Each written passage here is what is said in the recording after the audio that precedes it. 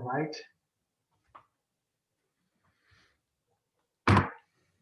Just let me get it right first. Review.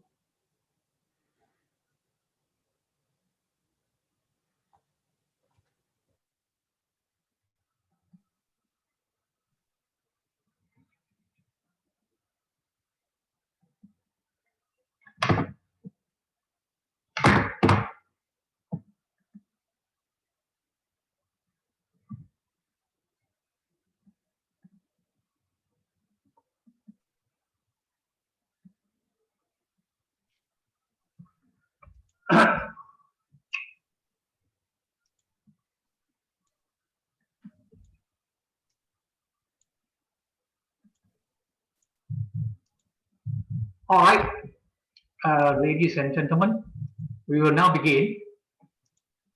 A fortnight ago, we covered 5 chapters. The first one, sorry, just let me adjust my.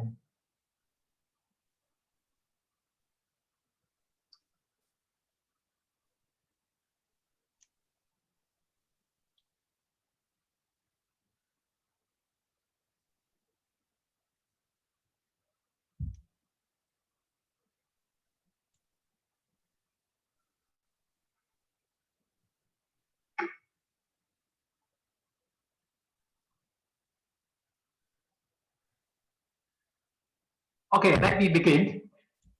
About a fortnight ago, we covered 5 chapters. The first chapter, we were talking about the humanistic nature of Buddhism, where we try to identify the various reasons why we say Buddhism is humanistic in nature. And then the next chapter, chapter 2, we talk about the pluralistic nature of Chinese religious belief. This would enable us to better understand the background of the Chinese religious belief, which is in big contrast to the Western system of belief, whereby you only choose one religion, whereas in China, the Chinese can choose several religions and believe in several religions all at the same time. Then on chapter 3, we talk about the brief history of Buddhism in China, beginning with the official statement that Buddhism entered into China during the 1st century AD, and then followed by its interpretation, translation period, and later on the interpretation period or the further development period, and then during the Song dynasty onwards up to the Qing dynasty, it declined. Then in chapter 4, we discussed the reasons for the decline of Buddhism during the Qing dynasty. So we listed down all the various reasons, internal factors and external factors, leading to the decline of Buddhism in China during the Qing dynasty. Then after that, we began to talk about how humanistic Buddhism advanced in China with a talk on Yang Wenhui. Yang Wenhui said to be the leading figure in reviving Buddhism in China, with his establishment of the Jingling Sutta Publishing House, and also the Jiheng Monastery or Jiheng Lodge, and the foundation of Chinese Inner Study College, and so on, that propel Buddhism into a new sphere of activities, and that is the concentration on the Dharma study. And then subsequent after that, we were talking about Tai Chi, partly only. Today we will continue with Tai Chi. Tai Chi was said to be the leading icon in humanistic Buddhism in China. He is said to be the proponent of humanistic Buddhism in China, and therefore we need to really understand what he was doing and what his ideas was all about. Now, during the last lecture, I briefly brought you through the life history of Tai Chi,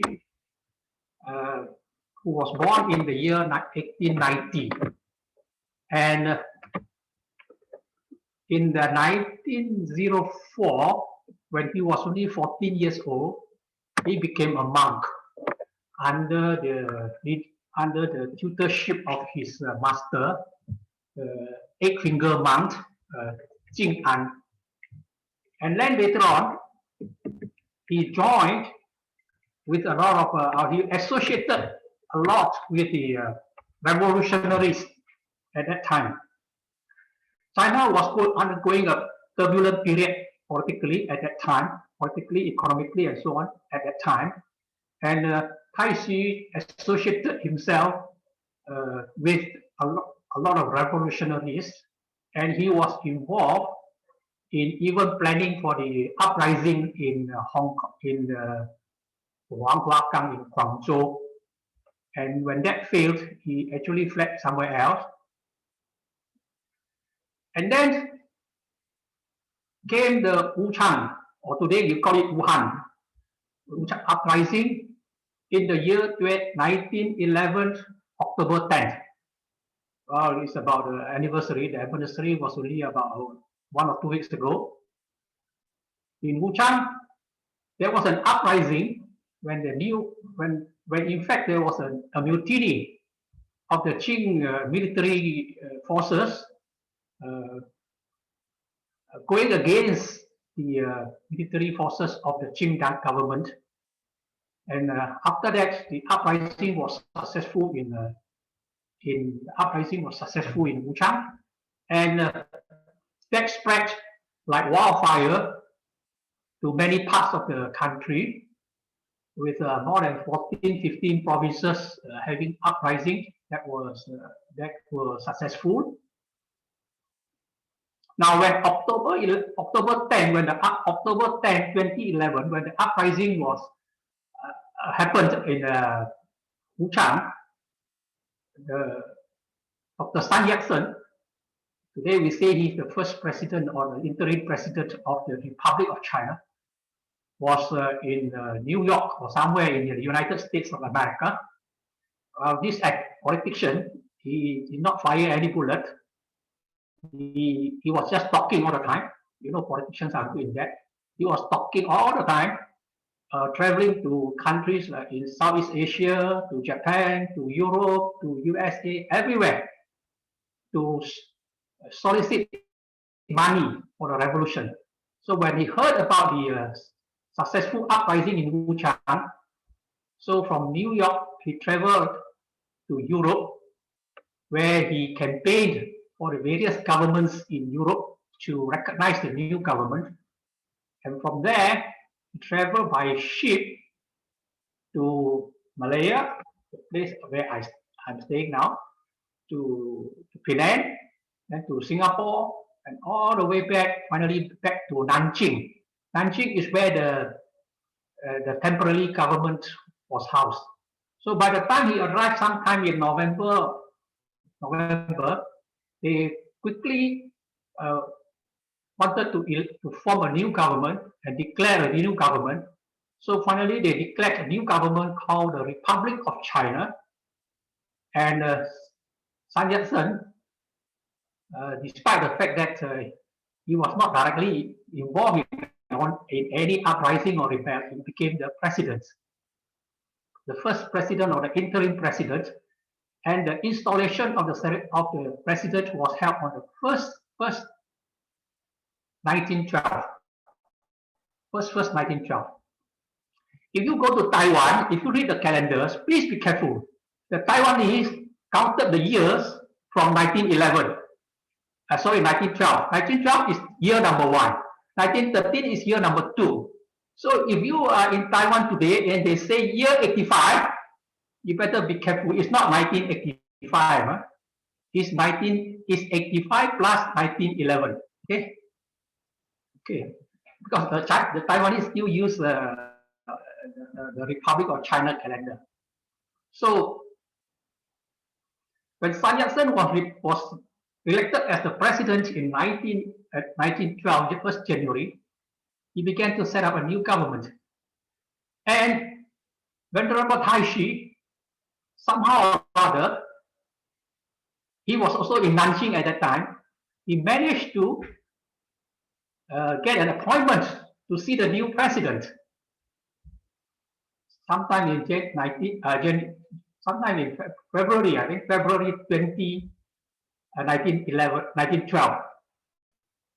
So you can imagine when Sun Yat-sen was the president, the new government, and fighting was still going on all over China, civil wars everywhere. Can you imagine he still could get an appointment to see the president? That was because he himself was politically active. He was supporting the revolutionaries all the way, and through his very special connection, he managed to get an appointment to see the president. But I think the audience was very brief. The president, Sun Yat-sen, appointed his secretary to discuss further details with Sun Yat-sen. And Sun Yat-sen proposed to form the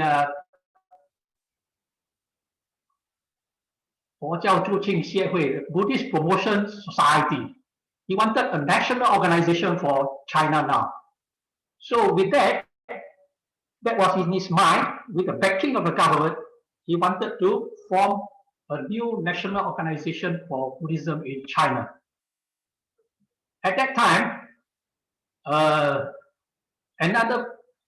the way, imagine at that time, Taishi was only about 21 or 22 years old. 21, 22 years old. Although record says put him as 24 years old, but if you know he was born in 1890, by 1912, 1st January, he should be about 21 or 22. This young guy was really very resourceful and very energetic. But there was another young guy by the name of Ren San. Now, this is not the young Ren San that we talk about, or the young Wen Hui that we talked about earlier. This is another Ren San, is a monk. Well, same name with the young Ren San or young Wen Hui that we talked about earlier. But in China, just to remind you, all the Chinese monks, the short name, actually in front there is still a so-called surname, which is Sek. So like Guang Yan Fa Shi, Si Guang Yan Fa Shi, Sek Guang Yan. Okay, Ji Ru Fa Shi is Si Ji Ru Fa Shi. So this one is Si Ren San Fa Shi. So this Sek Ren San is another young man. He's only 3 years older than Taishi. He came and see Taishi in Nanjing and wanted to request Taishi to support him to build Buddhist colleges for monks' education. And Taishi told him, revival of Buddhism in China cannot be done with just 1 or 2 Buddhist colleges. We need the organizational mechanism. Therefore, we need what you call a national organization. So Taishi was more interested in his own foundation of a new organization, but Ren San or Sek Yin San was interested in forming a Buddhist college. But the two agreed that the formation, the inaugural meeting of the Buddhist Promotion Association would be held in the place called Jingshan Si, and that is where the Jingshan Si incident happened. And I think that was where we left. Okay, the Jingshan Si incident. This is the beautiful Jingshan Si. just to give you an idea how big it was, there were about 200 monks residing in this temple at that time. So you can imagine how big it was. And this was the picture taken for the formation of the Zhonghua Huajiao Jinghui, or the Chinese Buddhist Promotion Society. That was taken at that time, a very historical picture. Now, when Sikh Zenshan and Sikh Taishi agreed to hold a meeting in Jingshansi, the Jingshansi did not belong to them, so they went there and talked to the chief monk that they wanted to hold a meeting there. And the chief monk, realizing the background of these two young men with powerful political connections and also their eagerness to revive Buddhism, agreed. But they were also very wary about the young guys. So when the meeting was held, there were about 200 monks present with another 300 or 400 supporters. So altogether, there were something like 500 people. And a lot of them were said to be the supporter of Taishi in the revolutionary groups, the members of the Socialist Party. So when the meeting was, Taishi was elected as the chairman of the function of the event, and he was more interested in the formation of this Chinese Promotion Society. But Sikh Renshan was more interested in the formation of the college, and Sikh Renshan in his speech condemned the old guys for their corrupt practices, for their inadequacy, for their incompetency, and so on. And that angered the old guys. So it ended up that the old guys, they also had their gang, and they started some kung fu fighting there, you know. So it was a big fight, but in the end, they still agreed. They still have to agree because the Taishi and Renshan group was the majority to form a college, a Buddhist college within the Jingshansi temple, and with the properties of the Jingshansi to be channeled to this college. Now, with this, Taishi went back to Nanjing, and then his Sikh Renshan and about a group of 20 people stayed at this Jingshansi, where they were supposed to start the Buddhist college. And one night, the other gang came back and walloped them properly. And so this became a criminal case. And so the Jingshansi incident ended in that way. The so-called Chinese Buddhist Promotion Society ended prematurely. So this is the background of the Jingshansi incident.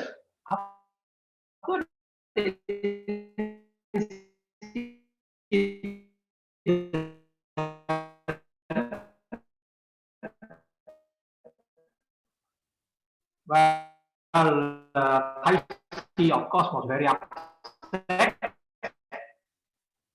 He went into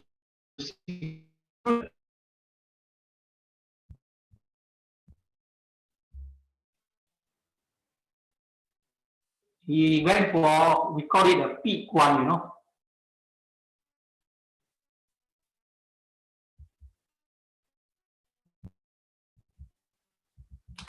If everybody could turn off their webcams, you're starting to cut out, Dado.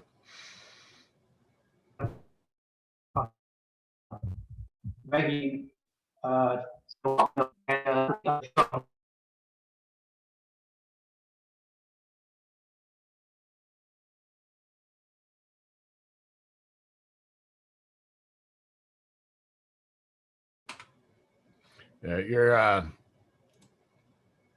Chu Hong, you're muted. It looks like you disconnected briefly and your screen stopped sharing. So I think your internet connection's a little unstable. So you'll have to unmute yourself and share your screen again.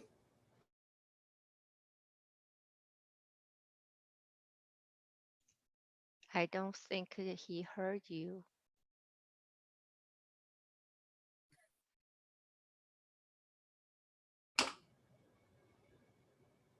Chu Hong, your screen. Yeah. There you go. I'm muted already. All right. Okay. Yeah, your so screen. Now we stop. Your screen's not shared anymore. Oh, okay. Now I'll share again.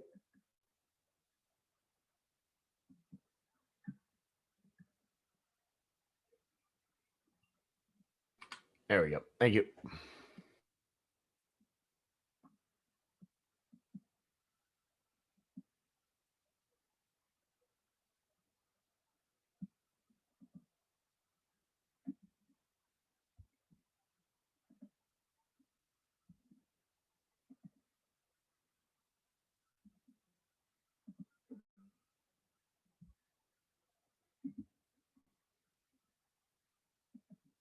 Okay. You hear me, right? Yes. Okay. Now we talk about the humanistic Buddhism that Tai Shi proposed soon after he got out of his self-seclusion. So actually, when he first advanced the concept of humanistic Buddhism by using the Chinese word 人称. 称 means carriage or vehicle, 人 means human being. So he was talking about a human vehicle in 1960 when he was still in self-confinement at the Putuo Island, Zhejiang province. Okay? It might be good if you Google and find out where is this place. Okay, Putuo Island, Zhejiang province, quite famous tourist site also. Then this word 人称 actually refers to the people of rebirth among men, people who are born as human beings. And to be born as human beings, we have to observe the 5 precepts. And according to the Mahayana Buddhism, Buddhism divides people into 5 vehicles. And the 人称 is the first vehicle. Okay, so now we talk about the 5 vehicles that was raised by Tai Shi at that time. There were 5 vehicles. The first vehicle, we call it the Prusayana, or the human vehicle. This is the beginning of the spiritual path. If you want to practice any religion, you must begin with this path. That is the observance of the 5 precepts. Then you will be reborn among humans. Okay. Now, if you don't observe the 5 precepts, for example, you kill or steal or whatever, then in all likelihood, you won't be reborn as a human being. Then we have the second one, we call it the Devayana. The Devayana, Deva, we always translate it as gods. But in India, this word Deva means the shiny one, something that gives off radiance and light. Or sometimes we pronounce it Diva. So Diva. So Deva means the shiny one or the gods. So there is a path called the Devayana. If you observe the 10 wholesome action or the Dasa Kusala Karma and meditation, then you will be reborn among gods. Okay? And these 2 vehicles jointly, we call them the taken together, we call them 人天称. These 2 together are actually very basic. Supposedly, it's also applicable to other religions, where we are advised to avoid evils, the 5 precepts to observe, and then to do good, to practice the wholesome actions. But in Buddhism, we say this, according to the 5 vehicles scheme of it, this is like a small boat, a small boat. That if you use this small boat to cross from this side of the shore, to cross the ocean of samsara to the other shore, these two vehicles or this small boat is not good enough.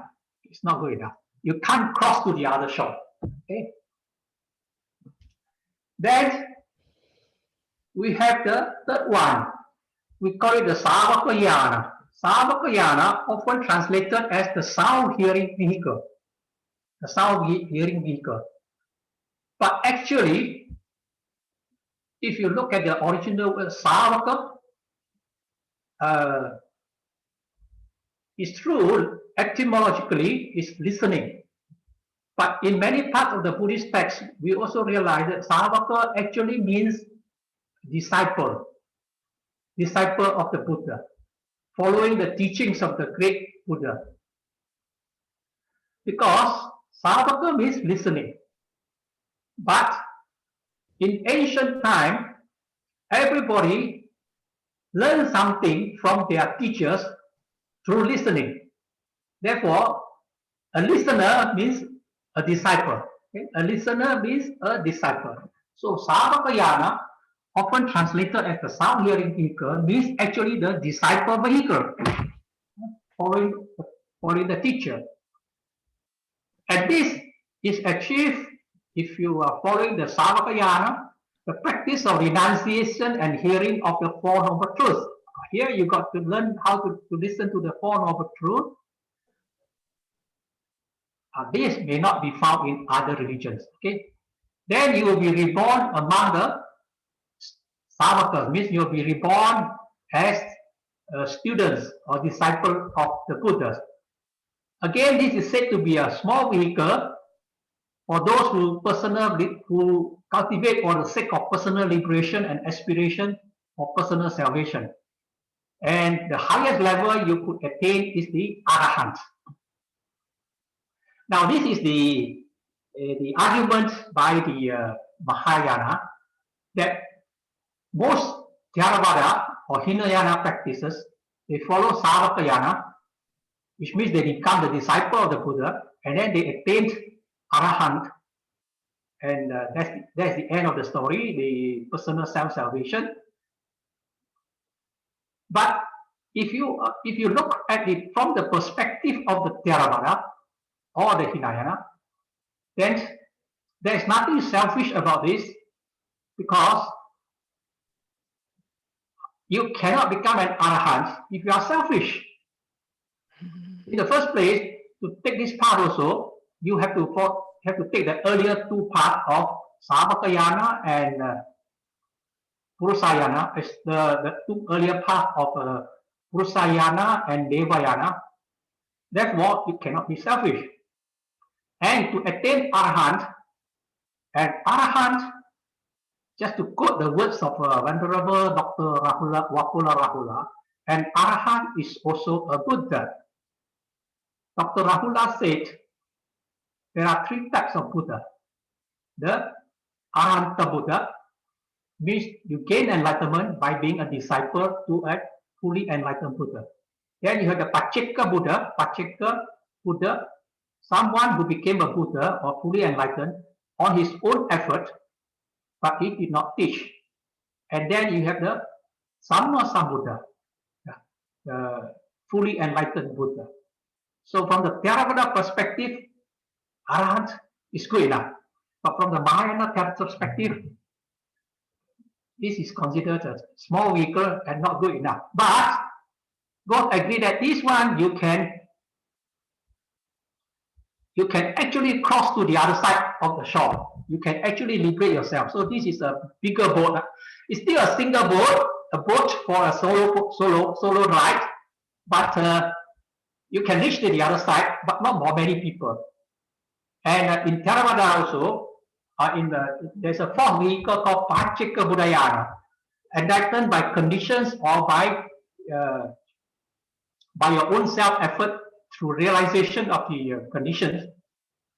And this one you practice concerned with the dependent origination. So these two, Savakayana or Pacceka Buddhayana, they are together called the liberation vehicles, because you can actually get yourself liberated, you can get yourself enlightened and cross to the other shore, but alone. Okay. So Mahayana said this is not good enough. Mahayana said we have a big boat that can carry many people. We call it a Bodhisattvayana. The Bodhisattvayana, you have to practice the 6 perfections. Parami. In English today, you have the word paramount. So you can remember, same root word, parami. The practice of 6 perfections. Then you will be born as a bodhisattva, someone who would eventually gain enlightenment as a Sama Sambuddha and save a lot of people along the way.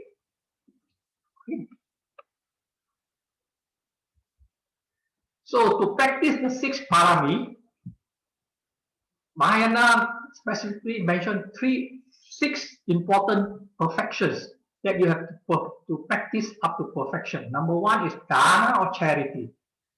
Dana or charity, which I think all of you are very well versed with that. Then you have to practice sila or morality, which you are also very familiar. Then khanti or forbearance. Be able to stand, to tolerate, to bear the most difficult situations. You know, sometimes some of us, when we sit down to meditate, we complain about backache, leg ache, headache, and so on. We can't stand all those things. But to be a bodhisattva, to be on the bodhisattva path, bodhisattvayana, you have to have a lot of khanti, be able to forbear a lot of difficulties along the way. And then viriya or effort, which means you must be really making an effort. And I think most of us cannot be on the bodhisattvayana because we don't make much effort, right? We sometimes oversleep. Sometimes we are supposed to attend lectures, but we skip the lectures. Sometimes we are supposed to meditate, but we choose not to meditate, so on and so forth. So effort is one where it could be lacking. And then, of course, jhana or meditation to train our mind.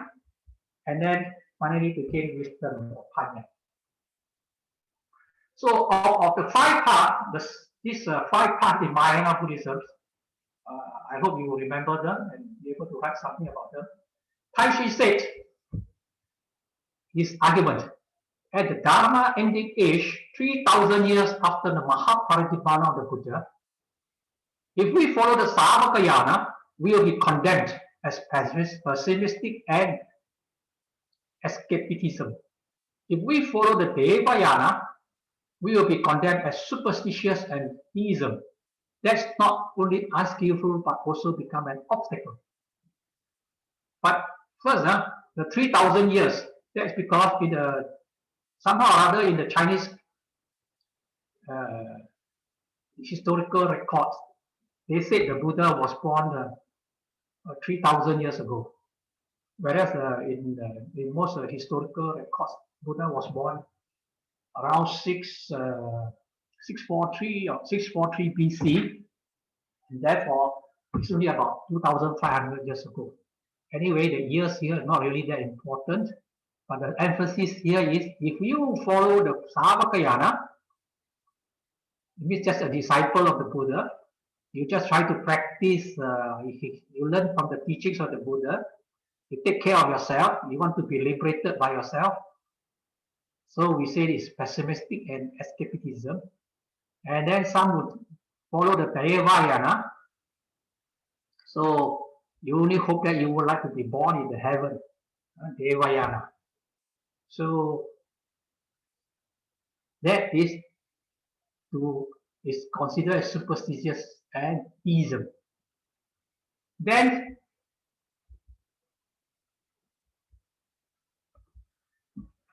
Taishi advocated, under the present situation, a practitioner's approach should be the Purusayana. The first vehicle, Purusayana. This approach is not Savakayana nor Devayana, but precisely Purusayana, to realize the principles of humanistic Buddhism. He said, follow the right path of Purusayana, develop our human characters first, maintain the karma vipaka of being human. That's the need of the present time, especially the needs of our country. From here, progress upwards, enter into the Mahayana path, that is the Bodhisattva path, to preach Buddhism. Now, here is an interesting argument here. He was advocating from Purusayana or human vehicles and perfecting your human vehicles. And then he progressed upwards to the Bodhisattva path to preach the Dhamma, to preach Buddhism. So the connection here is very important. To be able to move forward upward to the Bodhisattva path must not be neglected. But unfortunately, when today people talk about humanistic Buddhism, people normally just get themselves stuck at the human level and forget about the Bodhisattva level. So my comment is, if you stay at the Purusayana, that Buddhism becomes very much a secular teaching. And this is also the accusation by those against humanistic Buddhism. Well, despite the fact that humanistic Buddhism today is like a catchword, a slogan, a very popular slogan used in Asia, and many scholars have put up tons of papers on humanistic Buddhism. Despite all this, there are also people who are against humanistic Buddhism, and one of the grounds for this, for going against humanistic Buddhism, is that it is very much like a secular teaching, nothing Buddhism anymore. And that is because by emphasizing too much on Purusayana, on the human vehicle, and neglecting the Pacheka, and neglecting the Bodhisattva path, then such tendency does occur. Okay, just now we were talking about the humanistic Buddhism advocated by the Taishi, his doctrinal proposal, and at that time he used the word he used the word earlier he used the word Renchen, but in April 1928, that's about 2 years later, he raised the issue of Rensen Fojiao. He changed the word to Rensen. Ren again human beings, and Sen means life. So it's about human life. So in an article entitled "Instruction to the Chinese Revolutionary Monks," the word Rensen took over. So this may be considered the second stage of his thinking on humanistic Buddhism. So he's not just talking about the human vehicle, but perhaps more than that. That's why he used the word Rensen, not necessarily just the human vehicle, but from the human vehicle to move on to the Bodhisattva path. So these are the words of Taishi when he wrote that in 1928. What is human life? I use the term human life to refute the fallacies in the teachings of Buddhism by some people in the past. The Buddhist teachings may be divided into two: the Buddhism of the death and the Buddhism of the ghost. Many people thought that the aim of learning at the teachings of Buddhism is to encounter death in a painless way and to have good fortune after death. This is not the true meaning of the Buddhist teaching. As I talk about human Buddhism, I emphasize the improvement of human life. So this is quite clear here. He was very annoyed with people who thought that, or people who practiced or who taught that Buddhism is all about preparing yourself for a good death. Okay, not so much about yourself, about the present life. Then Taishi continued, Buddhism helps to develop human life, to perfect universal enlightenment, and to perfect human beings. This is the only way leading to the essence of Mahayana Buddhism.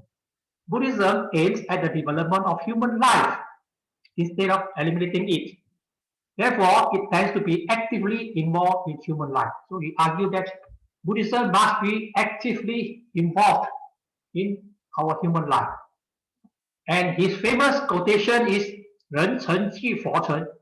Today, many Buddhist scholars like to quote what he said here, 人成即佛成. And for that matter, when Buddhist preachers go around preaching, they also like to use his quotation here, 人成即佛成 means full human development means Buddhahood. You need to develop your human self. If your human nature is fully developed, you are a Buddha. That's what he said. Then, how to go about this? How to go about this human to become what they call to emphasize on human to bring about humanistic Buddhism. Then he said, here are some of his proposals. First, he said they should get rid of the superstitions that the rulers impose on the people by using Buddhism and Taoism as instruments and to transform the hereditary property system into a shared property system. Here he is advocating that first we talk about property, and actually he's talking about temporal properties. While Buddhism can be declining, like during the time of post-Asoka in India, they were quite rich. For example, the Jingsan that we talked about actually owned vast pieces of land here and there, vast pieces of land here and there in China. And they got some income from those lands by leasing out to farmers. And here he's talking about transforming the hereditary property system into a shared property system. Hereditary property system means in the Chinese tradition, the temples usually pass down from master to disciples. Means outsiders cannot come into this temple. Temple is not a common property, it's the property of this particular master. And he chose his successor, and his successor continued. So he advocated it must go into a shared property system. Now, how this is related to humanistic Buddhism, I do not know. That is his proposal. So first thing, he talked about properties. Then second thing is, by the way, just now he mentioned about that you get rid of the superstitions that the rulers impose on the people. I also do not know how the rulers impose superstitions on the people. That's what he said. To me, the rulers in China were very superstitious themselves. But I don't think they impose any superstitions on the people. The people choose to be superstitious by themselves. But perhaps by looking at the behaviors of the emperors who were very superstitious, then the people also followed and become very superstitious. That would be a more logical explanation. You know, in China, the emperors, some of them were formerly farmers, bandits, and so on. When they became emperor, they will be wondering, why am I so-called chosen to be an emperor of this vast country? And they began to justify also their position with a lot of superstitious belief. So whether to go for a battle, they would have some fortune telling first whether they should go or not. And even small matter like whether you should go out for hunting, which was a favorite pastime by the Manchus and the Mongols. Whether you should go out for hunting, they also have to have some advice from these so-called religious teachers, pastors, or those magicians, to advise them whether this was the right day and things like that. And every event, every celebrations will also determine the time, the exact day, exact time, and so on. Were all instructed by magicians or Taoist monks or Buddhist monks and so on. and plenty of religious rites and rituals in the palaces. Okay, then second one, as we said, the Buddhists should change their living style of hermitage imposed by Confucius, so that the Buddhists may be engaged in the service to guide the masses and bring them benefits. Now he is blaming the Confucius. The Buddhists became very seclusive and hermitage type because of Confucius. In addition, the Buddhists should change their orientation in offering service to the ghosts and to the dead, a service requested by emperors and hierarchies down to the common people, and receiving donations from them. They should change their attitudes of being ghost-oriented and serve the people. So here Taiji said, we have to talk about humanistic Buddhism. Our monks must not live a reclusive way of life, hidden in the mountains. We must serve the people, and we must change our attitude of being ghost-oriented and serve the people. So here he's talking about the teaching, an emphasis on serving the people now.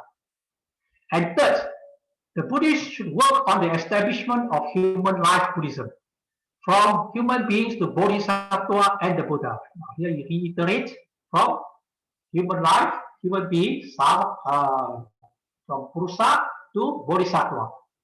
They should transform the old temples with the spirit of human life Buddhism and build up a Sangha system adapted to the modern Chinese environment. Now suddenly he shifted to Sangha, the monks system. So here it's talking about restructuring of the Sangha system to be adapted to the modern Chinese environment. This part I could understand because Sangha in many countries, not only in China, they were all organized based on the agricultural society background of the society at that time, and based on the political background of monarchy at that time. When you are now coming into a new society where new technology comes in, new knowledge comes in, and even the political system has totally changed from monarchy into a republic, then the Sangha also need to be, Sangha system also need to be changed or adapted to meet the modern requirement. So here he is talking about organization. So basically, to talk about humanistic Buddhism, apart from his doctrinal emphasis, doctrinal arguments from the 5 vehicles, he also advocated 3 approaches from the teachings, from the organizations, and properties to reform Buddhism. So here's a question. Venerable Taishu advocated a form Buddhism called the Humanistic Buddhism, in which he advocated that Buddhists should follow the path of Prusayana, leading eventually to Bodhisattva. He stressed that the objective is to develop human life to perfection. Do you agree with what he advocated and why? You know, sometimes I think it's easier for me to ask you why, after I have told you all the stories and you think by yourself, because when you think by yourself and write by yourself, your answers will not be wrong. It's always will not be a right or wrong answer. It's your argument. They will ensure you score well. Okay, then we have to talk about Taishi's teaching on politics. But this part I would now just skip it for the time being because I have a chapter of politics and we will discuss that together. This part I would like to now talk about Taishi's view on Mahayana and Theravada. Okay, this is what he said. People generally consider Buddhism of China, Tibet, and Japan as Mahayana Buddhism, whereas Buddhism in Burma, Thailand, and Ceylon are considered to be Theravada Buddhism. However, I obtained a different view after my trip to these countries. Okay. He said the Chinese failed to make a good practice of Mahayana theories. Chinese Buddhists, including both monks and lay people, tend to focus on self-cultivation. The Mahayana theory, though widely advocated and propagated by many Buddhists, is none other than the approaches of self-cultivation. Mahayana Buddhism in words and Theravada Buddhism in deeds are universal in China. So he observed that while Chinese Buddhists claim to be Mahayanists, advocated Mahayana theories, but in practice, they are rather self-centered, self-cultivation. I think he was particularly referring to those reclusive monks meditating away in temples or deep in the jungle. Then he observed the Buddhism propagated in Ceylon, Burma, and Thailand is based on Theravada theory. However, the Buddhists there have been able to universalize Buddhism in their countries. The peoples in these countries are converted into Buddhism and follow the teachings of Buddha. Thus, Buddhism there has become the people's religion. So he actually admired the fact that in Ceylon, Burma, and Thailand, generally the people put Buddhism into their daily practices. This is unlike in China. Buddhism is mostly for rites and rituals. Then he mentioned about the 4 classes of disciples in Ceylon. In Ceylon, there are 4 classes of disciples in Ceylon: Bhikkhu, Samanera, Upasaka, and Upasika. Bhikkhu means monk, Samanera, novice monk, Upasaka, male observers, and Upasika, female observers. So they were these 4 vehicles. Then they do not have Bhikkhunis, female observers in Sri Lanka. Don't have Bhikkhunis, don't have Bhikkhunis. Don't have 6 samanas. 6 samanas are those probationary Bhikkhunis, not yet to become Bhikkhuni, but under probation. And then, yes, Samanarikas. Samanarikas are female observers of the minor precept. These are novice, female novices. They don't have this. So that's what he observed, which is true even until today, although there were some changes now. Now they have made great efforts to study the doctrines and observe the precept. That's why many Buddhists, not only Buddhists from Burma and Thailand, but also scholars doing research on the Theravada Buddhism in the Pali language all over the world have come to study the Buddhism in Ceylon. So he really admired Buddhism in Ceylon, where scholars doing research on Theravadism came all the way to Ceylon. Now this was probably because China was not colonized. Sri Lanka or Ceylon was colonized, and the West came to know India and Ceylon much better and much earlier. And many scholars actually were already knowing something about Buddhism and studied something about Buddhism. For example, German scholar Schopenhauer, he already knew something about Buddhism. And some of the earlier philosophers in the 1800s, they already know about Sri Lankan Buddhism.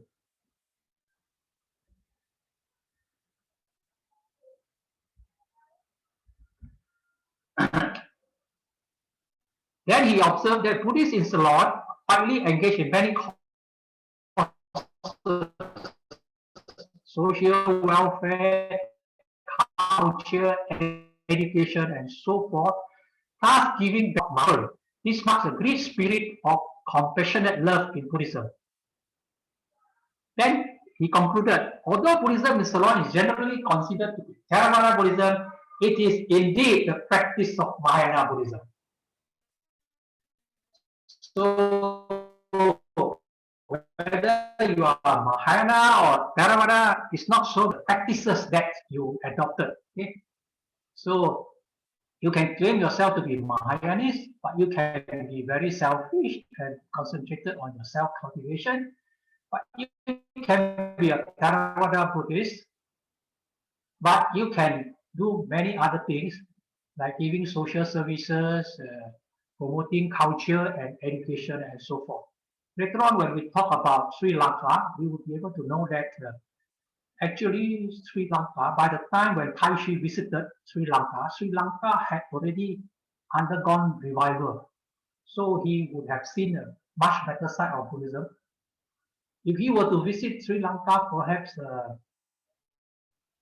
100 years earlier, then he may not have come to this particular conclusion. Taishi visited 1939. But 1938 he went to Europe, and by the time when he reached Sri Lanka, it was 1939. In the earlier slide, you might have seen the year 1938, but by the time he reached Sri Lanka, it would have been 1939. Okay? And this was where he met Dr. G.P. Malalasekera, the founder president of the World Fellowship of Buddhists, where they talk about the formation of a World Buddhist body.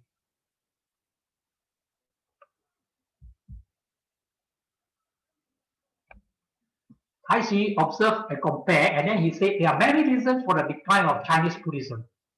However, the root cause for the decline of Chinese Buddhism, I think, lies in our anti-thought of Mahayana theories and the neglect of practice. There is a missing link between theory and practice. Therefore, our task of reform in Chinese Buddhism is to get rid of the bad habit of anti-thought so that we may popularize Buddhism with the integration of both theory and practice. From now on, we Chinese Buddhists should experience and cultivation of Mahayana theory, aiming at the nation, state, and the world.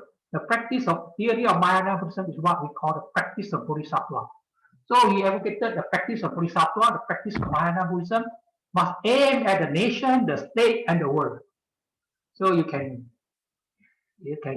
briefly guess his political inclinations were still very strong to aim at the nation, the state, and the world. Okay? In fact, he was very fed up with monastic and lay people to be very superstitious, always making offerings in front of the Buddha images or the Bodhisattva images. And in his view, Bodhisattva should not be seen as an idol of bark and wood to be worshipped, but great-minded beings for us to follow. That was what he advocated. So that was his views on Mahayana and Theravada.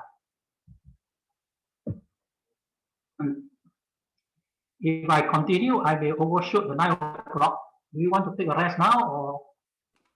Yeah, we could take a break. We can take a break now. We come back 15 minutes time, and I will go on to the next one. Okay, sounds good. Perhaps when we come back, see an idea. What do you think of Taishi's the 5 vehicle concept? Do you agree with him, or you disagree with him? Perhaps we get some feedback when we come back after 15 minutes. Okay. All right. So the 15 minutes where you have to do some thinking while you sip your coffee or something like that.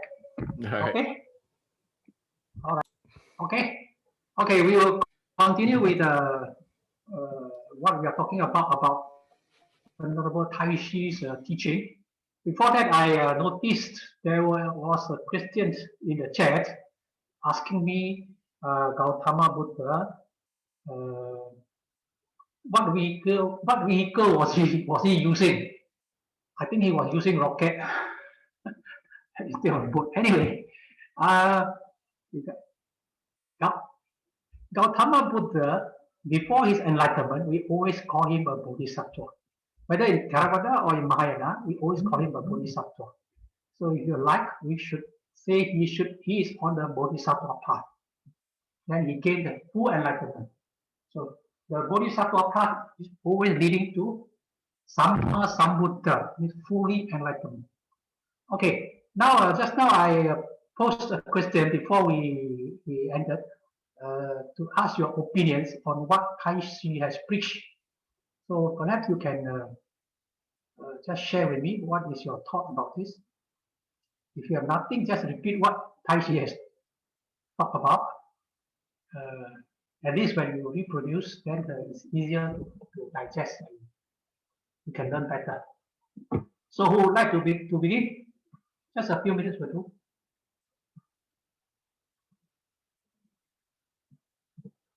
Just on your video and your unmute yourself. I can start. Yeah, share it. I think it's very interesting and probably a necessary reaction to the corruption and the decline that was present, but perhaps some of the people practicing it have taken it too far. I also think it's very interesting because Tibetan Buddhism, recently many people have been saying some similar things. For instance, the Dalai Lama has said that feudalism has come into Tibetan Buddhism in the past and it needs to be removed. And he's specifically talking about the inheritance of positions and mysticism around some of the leaders. And some of the teachers, like the teachers at Larangar, which was shut down recently, they also emphasized practicing the precepts, practicing the discipline, and said people should not be doing so much of just bowing and walking around stupas and this sort of thing. So there's kind of a movement in Tibetan Buddhism for some of the same kind of reforms that Master Taishi talked about, which I think is very interesting. Yeah, I think sometimes we carry things too far. Yeah. we overdo things. And I think people in the West now have an advantage. You can learn Buddhism without much of the baggage of the past. So you have an advantage. Okay. Somebody else? So I wonder a little bit about Sure. whether he saw some of these same qualities that he's advocating in the other cultures he's referring to, as how he said that Sri Lanka, they were practicing the Mahayana path, and he said that they were doing it right, basically. I kind of wonder if he was basing the idea of what he's saying to do, like starting by everybody follow the precepts and then work toward the Bodhisattva path after that, if he was using them as a guide, or just because it seems like he ought to, if he saw somebody doing it right, he probably would want to use that as a model. But then it might be different because it's the Chinese people, because they're different. So I kind of wonder if he saw that in their society, or if he's just creating a whole new thing for the Chinese people. Well, I think he was more of like using the case of Sri Lanka and Burma to motivate the Chinese. I don't think he would advocate a complete adoption of the way of the Sri Lankan or Myanmar. In fact, when he went to Myanmar, he preached Mahayana Buddhism and told them to adopt Mahayana Buddhism. So I don't think he would advocate adoption of what the Sri Lankan and Myanmar were doing into China. But he was more of like using the case to stimulate or to agitate the Chinese to think about their own situation. I think it's more like that. Oh, okay. Anybody else?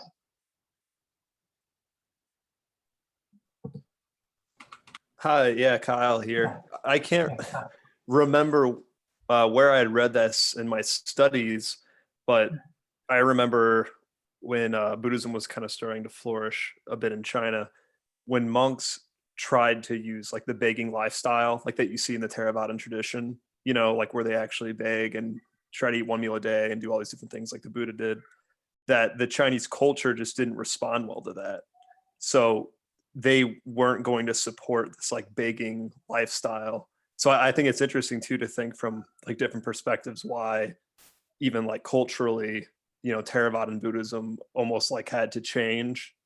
And then I also wonder too sometimes if in some of this phraseology of like the large vehicle and the small vehicle, if focusing on building up your human characteristics seems a lot more obtainable and close by, and sort of like easier to hop onto than it does to, you know, being in this quote unquote small vehicle, focusing on yourself, withdrawing yourself, meditation, working on this like self-liberating path. It seems like it could almost be easier for people to even fall off of that. I feel like with that approach, you're able to reach more people and potentially bring more people into Buddhism. From my perspective, that's kind of how it seems, at least. Yeah, thanks for your perspective. I tend to share your perspective too. Anybody else? I kind of have just a question, because there was a couple minutes I had to step off because I'm fostering a kitten and it decided to knock over a plant. But did he, in his reforms, was some of his influence from Christianity? I don't know if you covered that or if I read that somewhere. Didn't he, like, some of his reform ideas come from Christianity though, and the way that they're structured? Yeah, from most of the literatures that we came across, it seems he did not learn much from Christianity, the way the Christianities were doing. But I think we also cannot deny the fact that Christianity were already having a great influence during the Qing dynasty, especially with the Taiping Revolution rebellion, and he was quite aware of all those things. So we can't say directly he was influenced by the Christianity, but I think indirectly he must have some what you call ideas from the Christianity. Yeah, it was. This part later on when we talk about Sri Lanka, we can see more. Christianity's influence on Sri Lanka was much more on Sri Lankan Buddhism was much more obvious, but in China it was less. Yeah. Okay. Yeah, I thought I remember something along like I don't know how to say it. I guess the structure of the Christianity as a organization, if that would make sense. Not so much as the philosophical side of Christianity, but more like the just the way that they were organized. Yeah. This part later on when we talk about Sri Lanka, then we can see Sri Lankan Buddhism revival were very much influenced by the arrival of Christianity in Sri Lanka. But in the case of China, it wasn't obvious at all. If there were any influence, it was more of an indirect nature. Okay. Anybody else? So I had some thoughts about his visit to Sri Lanka and his timing. So correct me if I'm wrong. You said he visited Sri Lanka in 1939. Did I hear that correctly? Yeah. So 1939 means so Sri Lanka became independent of British rule in 1947. And this is the world in the brink of World War II on the other side. And from Taishi's lifespan, I just checked his website, Wikipedia entry, and he passed away around the same time, right? I don't think he lived that long afterwards. Who passed away? Who passed away? Monk Taishu. He passed away in 1947. He passed away in 1947, yes. Right. So what I'm trying to get at is, by the time he went to Sri Lanka, and if he observed that in Sri Lanka there's practical Buddhism, it's interesting because from what I know about Sri Lanka and history and what the British did to Sri Lanka, if we have any British friends on our audience, I apologize. So they suppressed Buddhism quite a lot. Even before that, Buddhism in Sri Lanka, the Theravada Buddhism in Sri Lanka has already been influenced by Hinduism. Even now, if you go to Sri Lanka, you'll see a lot of Buddhists paying homage to all sorts of Hindu devas. You can find some temples even have Hindu deities. So even the Buddhism in Sri Lanka, it's not really the Theravadic Buddhism. it's some sort of a mix between Hinduism and there's influence of Hinduism. I wouldn't say it's a mix between Hinduism and Buddhism, but there's definitely strong influence from Hinduism. So what I was going to say is, if Bhikkhu Taishu observed that Sri Lanka is doing better on humanizing Buddhism, even under condition, I can only imagine what was going on in China at that time. And it seems like a very dire situation in China. If he, in his observation, if he's observing Sri Lanka is doing under the circumstances, I'm just strictly looking at the timeline, under the circumstances, if Sri Lanka is still doing better under British rule, under Hindu influence, under strong Hindu influence. And the other thing some of my audience friends might not know is that Sri Lankans, the kingdom, before the British came to Sri Lanka, the Sri Lankan kings, how do I say this? They're not Sri Lankan born kings. Some of the later kings in Sri Lanka are not even Sri Lankan born kings. They are kings that were imported from India, and their wives were imported from India as well. So there's a whole lot of societal issues going on in Sri Lanka at the time. A lot of adverse effects on Buddhism. So it's fascinating. I just wanted to make that comment. It's quite fascinating to see how Sri Lanka was perceived by Mahayanic monk who came to Sri Lanka at the latter part of British rule, and made interesting observation about it. Yeah, in fact, when Tai Shi was going around to the West, he had two purposes. One is to preach the Buddhism, to make connections with scholars in the West, in England and France and USA. And the other purpose was actually to raise awareness or to raise fund to fight the Japanese invasion. So there was a little bit of political reasons for his doing so. Anyway, his observations in Sri Lanka, like what you say, is very fascinating. Not really that Sri Lankan Buddhism is also not really that perfect. It was also an amalgamation of Buddhism with Hinduism and other some folk religious belief. For that matter, if you go to Myanmar also, Buddhism also have some of the primitive beliefs elements inside. Now, this is the nature of religious belief in Asia, where you do not straight away remove elements not originated from your religion. You in fact accommodated it. That is why there is this kind of pluralistic belief. So this pluralistic belief is not only prevalent among the Chinese, it's also prevalent among, like I say in my second chapter, it was also prevalent among the Japanese, the Koreans, even the Sri Lankan, the Hindus, the Indians, the Vietnamese, and so on. They could accept some of these earlier elements or so-called foreign elements into Buddhism. This is something that perhaps people of the Abrahamic religious origin may not be able to appreciate. So this is one thing. Another thing is, by the time when Tai Shi arrived in Sri Lanka in 1939, Sri Lanka had actually already undergone revival movement for almost 100 years. The revival of Buddhism in Sri Lanka started with the rebuilding of the Pirivena, sometimes around 1850 or earlier. In fact, by the time of 1855, they already managed to get 1855. They already managed to get Vesak Day back as a public holiday in Sri Lanka.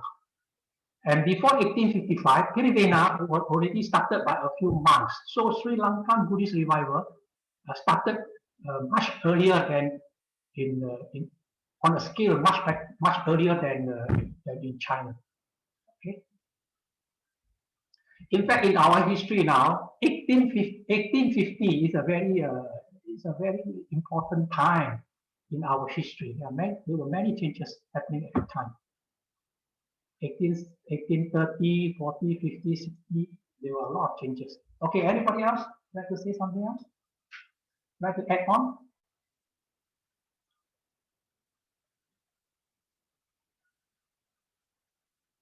Okay, no more? I was Yeah. thinking about humanistic Buddhism.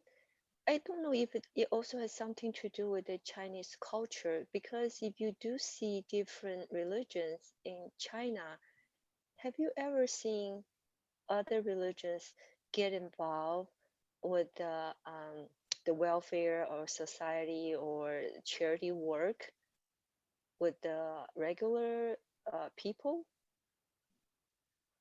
I think it's not just the Buddhism, it's also other religions as well. Involving with the welfare of the common people, I think the Christians did that. The Christians did that very well when they were in China. They were the one who built schools and introduced modern education in China at that time. But Christianity is from the West. I am thinking about the Chinese religion, like Confucianism, Taoism, all those things. You know, looking at the back of Chinese history, the Chinese usually don't do a lot in the society for other people, isn't it? Usually, it's not to that extent as to that what the Christianity would do. Get involved in the education and to do a lot of things like for with the old people or poverty, anything. Usually, Chinese don't do that, isn't it? If you talk about Confucianism and Taoism, then probably so they were not so much bent on doing social services. But Buddhism, with the concept of dana, actually had a great impact on the Chinese belief systems. So with the introduction of Buddhism into China, especially during the Tang Dynasty, they were doing a tremendous amount of social welfare works, disasters relief. I think I have shown to you inside in the earlier lectures that they were doing great amount of social services. That was probably due to the influence of Buddhism, because Buddhism preached dana and encouraged the accumulation of merits, and therefore more and more people were inclined to do this. And that perhaps compensate the lack of it in Taoism and Confucianism. Okay, so what it means is it was doing well. We followed it very good, but later on didn't carry it through. Okay, anybody else? Anyone else want to say something? No more?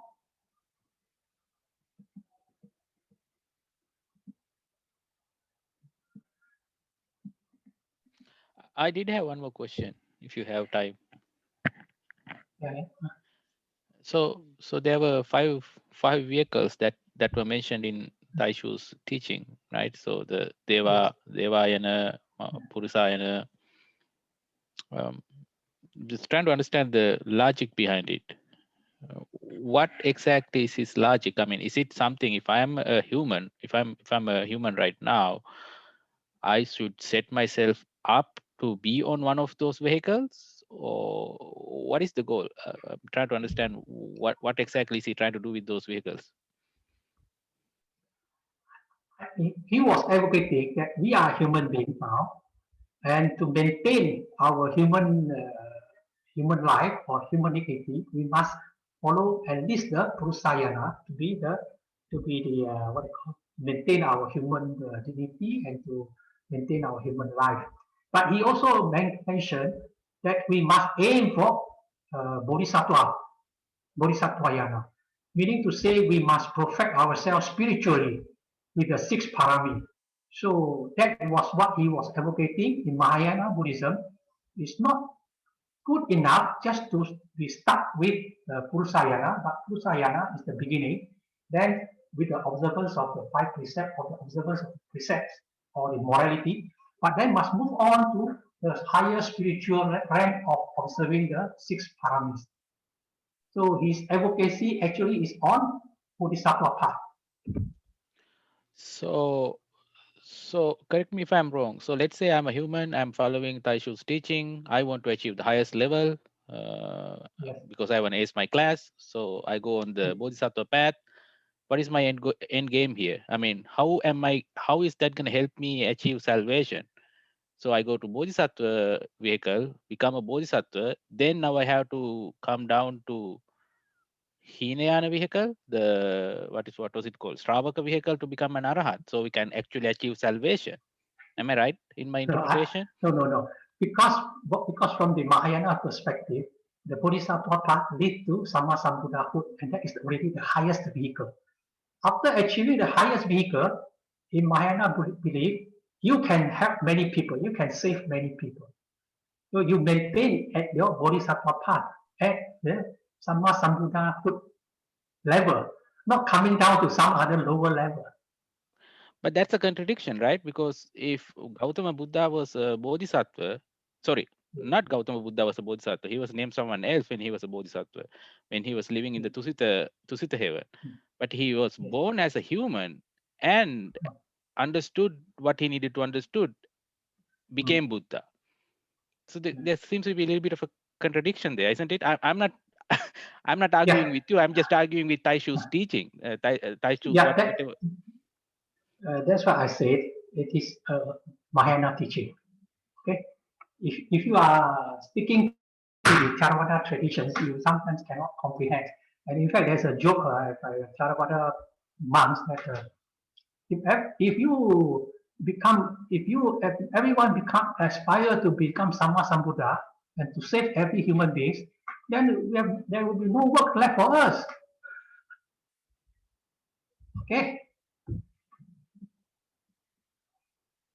Okay, maybe we can continue now. I think we have covered everybody, right? We can continue. Taishi's teachings on the Sangha. This has been repeated many times.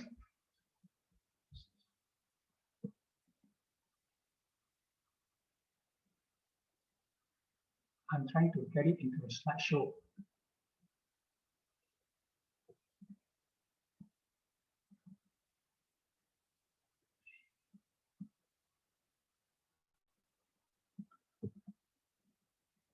Taishi's teaching on the Sangha. So here is what he said about the Sangha. First, their services to the broader community limited to the masses for the dead.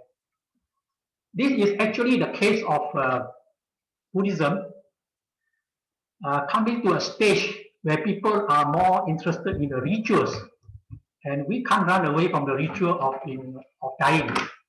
Everybody died, so when you have to die, then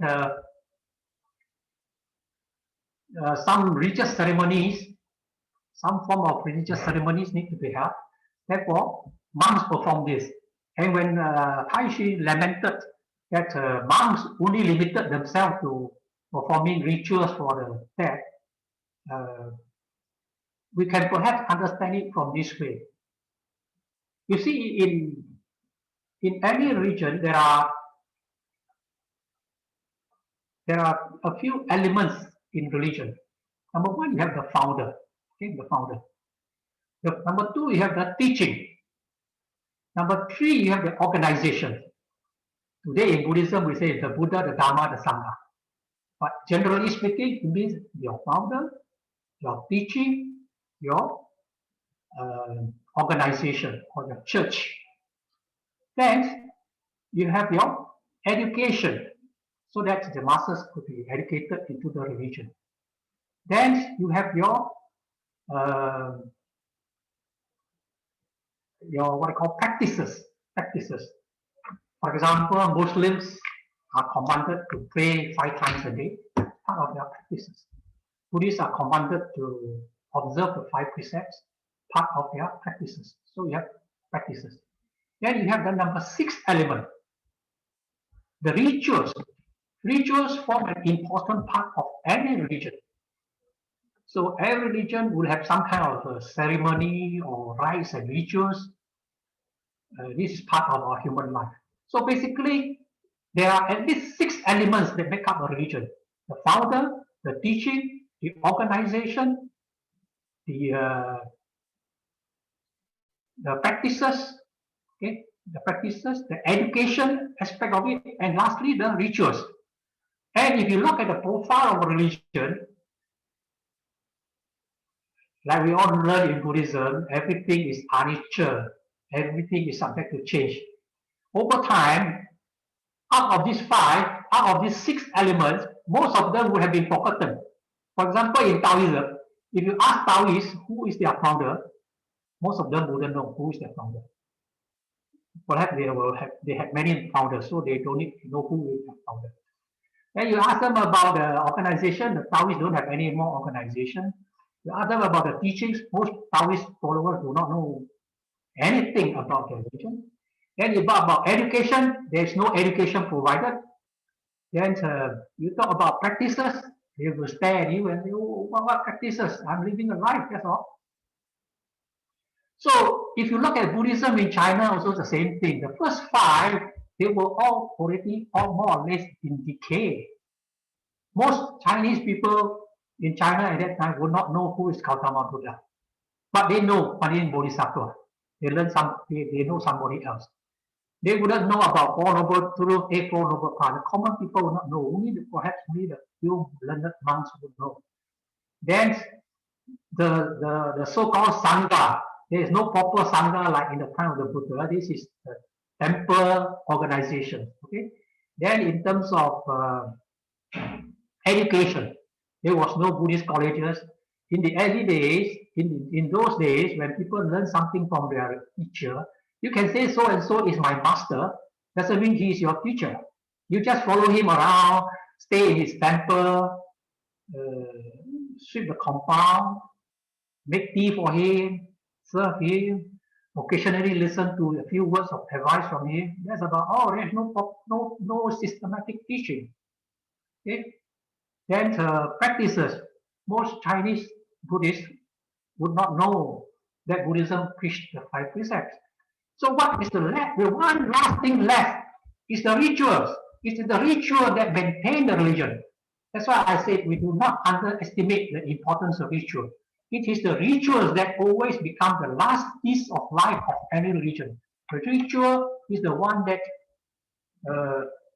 make the religions at least appear to be still living. Okay?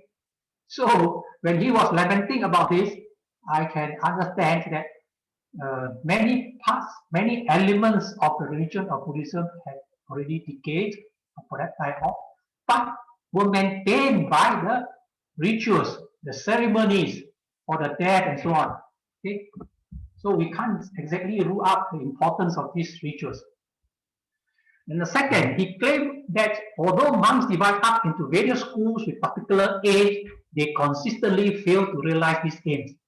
He was saying, you know, in Mahayana Buddhism in China, you have various schools. You have the Zen school, supposed to practice meditation. You have the Pure Land school, supposed to chant the name of Amitabha. And you have the Vinaya sect, supposed to observe the precepts very strictly, and so on. But consistently fail to realize these things. That's what he said. Then thirdly, he said that the Sangha was too reclusive, which led them to be slighted by the government and the ruling classes. That's why he advocated humanistic Buddhism, to be engaged with the government, with the ruling classes, with the scholars, with people of the time. Whereas he contended that the Sangha of his time mostly were hidden in the jungles. Buddhist monks hidden in the jungle. Well, a lot of people try to justify this by saying that monks, due to the competition with Confucianists, monks had no choice but to build their temples deep in the jungles, so that there will be little interference from the ruling emperor or ruling government at that time. But this is only one argument. We cannot also deny the fact that Buddhism itself by nature like to be close to nature and therefore go back to the forest and go back deep into the mountain, into the forest. This is happening in Thailand where a lot of people, a lot of monks like to call themselves forest monks. They go deep into the forest and build kutis or temples within the forest. So I was under the impression that forest monks live under the trees. But when I visited some of the so-called forest monks and forest temples,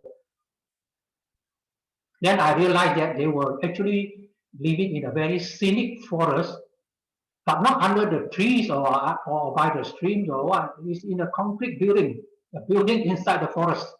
So that was also the case of in China, where a lot of gigantic Buddhist temples were located deep inside the jungle. So to me, this phenomenon is contributed by two factors. One is to be away from the ruling government's interference. The other one is by choice of the Buddhist temples. They would like to be closer to the nature. And fourthly, Tai Su argued that monks of his day lacked the knowledge of the contemporary world necessary to appeal to modern minds. Actually, he was saying that a lot of monks then not only not knowledgeable about the world of the modern times, but also actually were not well educated. In fact, one of the reasons why in the Jinshan incident eventually broke out into a big kung fu fighting was because Sikh San actually challenged the old monks there. Out of 200 of them, 200 old monks 200 monks in the Jinshan temple, he challenged them. How many of you could write a proper letter?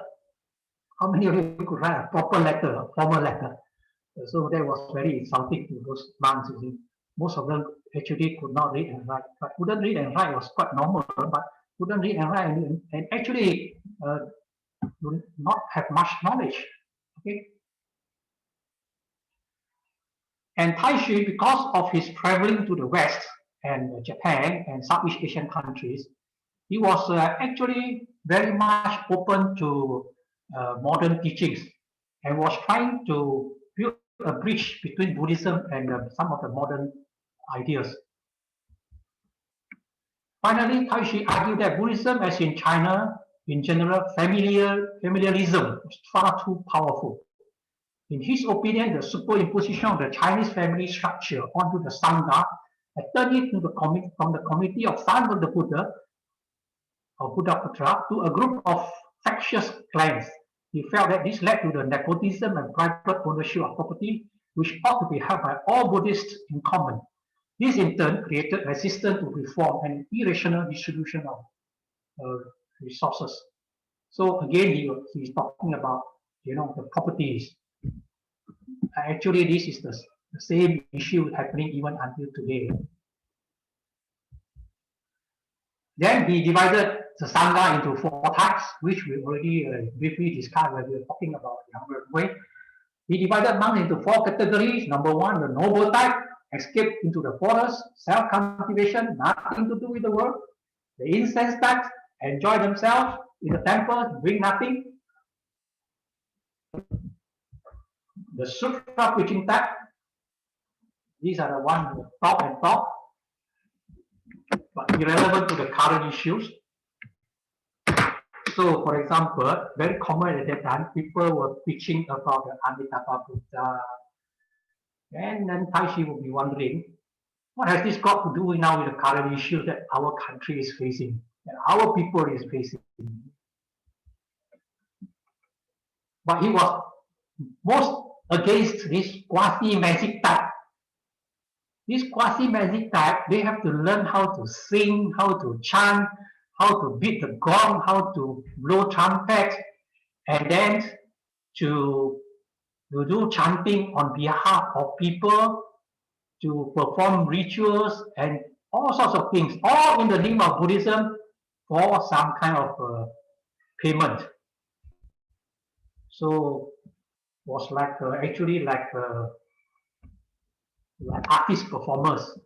So he was very harsh with his word on this. And then he mentioned the first three types is only about 1/10 of the fourth type, meaning to say the quasi-magic types form 90% of Buddhism in China at that time. And during his time, there were about 200,000 or 300,000 monks in China. So you could imagine 10%. That means, I mean, if only 90% are of quasi-magic type, means practically everyone was involved in this kind of business. Then the next thing I would like to share with you is Taishi's teaching and views on misunderstanding. From here, you can understand better his perception of Buddhism. Misunderstanding of Buddhism caused by Buddhism itself. He said, number one, mundane affair is an obstacle to practice. Many Buddhist preachers preach that we should try aim for the Western paradise or the Amitabha pure land, and not so much entangle ourselves with these mundane affairs. It's an obstacle to practice. And this is even true today. You know, sometimes you will hear a Buddhist master telling you not to be too much entangled with your mundane affairs. And then he said those patriots or nationalists misunderstood Buddhism as not suitable for the national progress. So he was associating himself with a lot of nationalists, those revolutionaries, and a lot of them thought that Buddhism was not suitable for China at that time. And here is another one. Monks and nuns represent Buddhism. So in a way, he was trying to say, no, it's not good enough for monks and nuns to represent Buddhism. Lay people should also be involved. But in this aspect, later on when we talk about lay Buddhism, we would discover that there were some arguments that he would like to put forth. While he advocated that there should be bigger roles for lay Buddhists, he disagreed with lay Buddhism that was propounded by Aoyang Jian, which will be discussed later. And then he said the economists regard Sangha as non-productive. This one, even during the time of the Buddha, such accusations were thrown that Sangha members depend on the public for donations, for their survival, for their food, lodging, and so on, and therefore considered as non-productive. And at one time in China, during the time of Tang Wuzhong, Tang Dynasty, when there was a persecution on monks in China, one of the reasons why the emperor did so was he found that too many people become monks, and that became very unproductive to the country. And then you see another misunderstanding is that you have to become a monk to practice Buddhism. Okay? Then again, Buddhism is pessimistic. This one, all these Buddhist apologetics. I think a lot of you have already studied this. Then he said many lazy people retire to forest as cultivation and giving people the impression that Buddhists are lazy. Well, this phenomenon is not new. Even today, there are some lazy people who became monks just to the hardship of living as a lay people. Those who are attached to non-self, misunderstood emptiness as nirvana. This is at the higher level, you know. Those who study Buddhism, and then when they study Buddhism, but they maintain that I have a self, and then when you finally get Buddhism, finally end up in nirvana, and to them nirvana is emptiness. So these are contradictions that they found it hard to accept. But by Nibbana, the Buddha attained Nibbana at the age of 35. So Nibbana is not emptiness. Okay? And then those who are attached to the self, afraid of emptiness and self-annihilation, You know, some people thought that after studying Buddhism, although I have myself, but finally Buddhism tells me everything is empty. So these are all we think are people who misunderstood Buddhism. So we can summarize his teachings, his approach to humanistic Buddhism in two lines. In 1928, when he mentions two important principles that constitute the Dhamma. Number one must compliance to the truth, compliance to the teachings of the Buddha. And number two must be suited to the time. So these two must be together. If you only suited to the time, but not compliant to the truth, that would not be the Dhamma. But if you only talk about the Dhamma, but not relevant to the contemporary issues, then it is not applicable. So he insisted on these two strategies, compliant to the truth and suited to the time. Okay? I will go a bit further. Just now, when we were talking about his humanistic teachings, where he talked about the 5 vehicles and he advocated the Rusayana and the Bodhisattva path, then he also mentioned about his proposal. And now I reframe the proposal here so that we can understand his reform proposal more systematically. His reform proposals basically can be divided into three. What three? The first one is on the teaching. Again, like what he says, must focus on this life, not focus on life hereafter. Therefore, when we talk about Buddhism, we try to talk about here, our life now. Number two, he said in the past, Buddhism was made a tool of the emperor to fool people with ghosts, gods, luck, misfortune. Now they must study the truth of life and the universe, leading human beings to progress. I already briefly mentioned this just now. Yeah. Then again, he mentioned about just now the strategy we talked about, adapt to the thinking of the present time. Okay. Therefore, when he preached the Dhamma, he tried not to follow the conventional way. He tried to relate to present scientific thinking. So, for example, in his time, most monks, when they preached the Dhamma, when they preached a particular sutta, they were even so rigid in the sense, that some of them, in order to not to misquote what the Buddha said,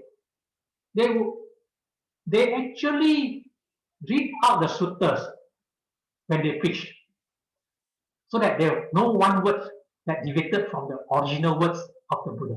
So actually they were, there is a tradition in China whereby the great master will sit on top of a bench, high up there, cross-legged, eyes half closed, and with a big sutta in front of him, and he will read the suttas word by word.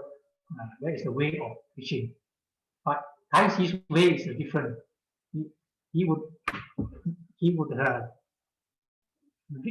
read some parts, and then he would explain that in his own words. So in a way, he was introducing new approaches and adopt to the thinking of the present time. So we concluded that in terms of teaching, we must approach it. We must build up this 人生佛教, to build up 人生佛教 or humanistic Buddhism from the Rusayana to Bodhisattva path. A question that I would like you to consider here is, despite all his teachings and despite that the fact that today there are tons of research work on humanistic Buddhism, and many people say humanistic Buddhism today is the core of Buddhism in China or in Taiwan today.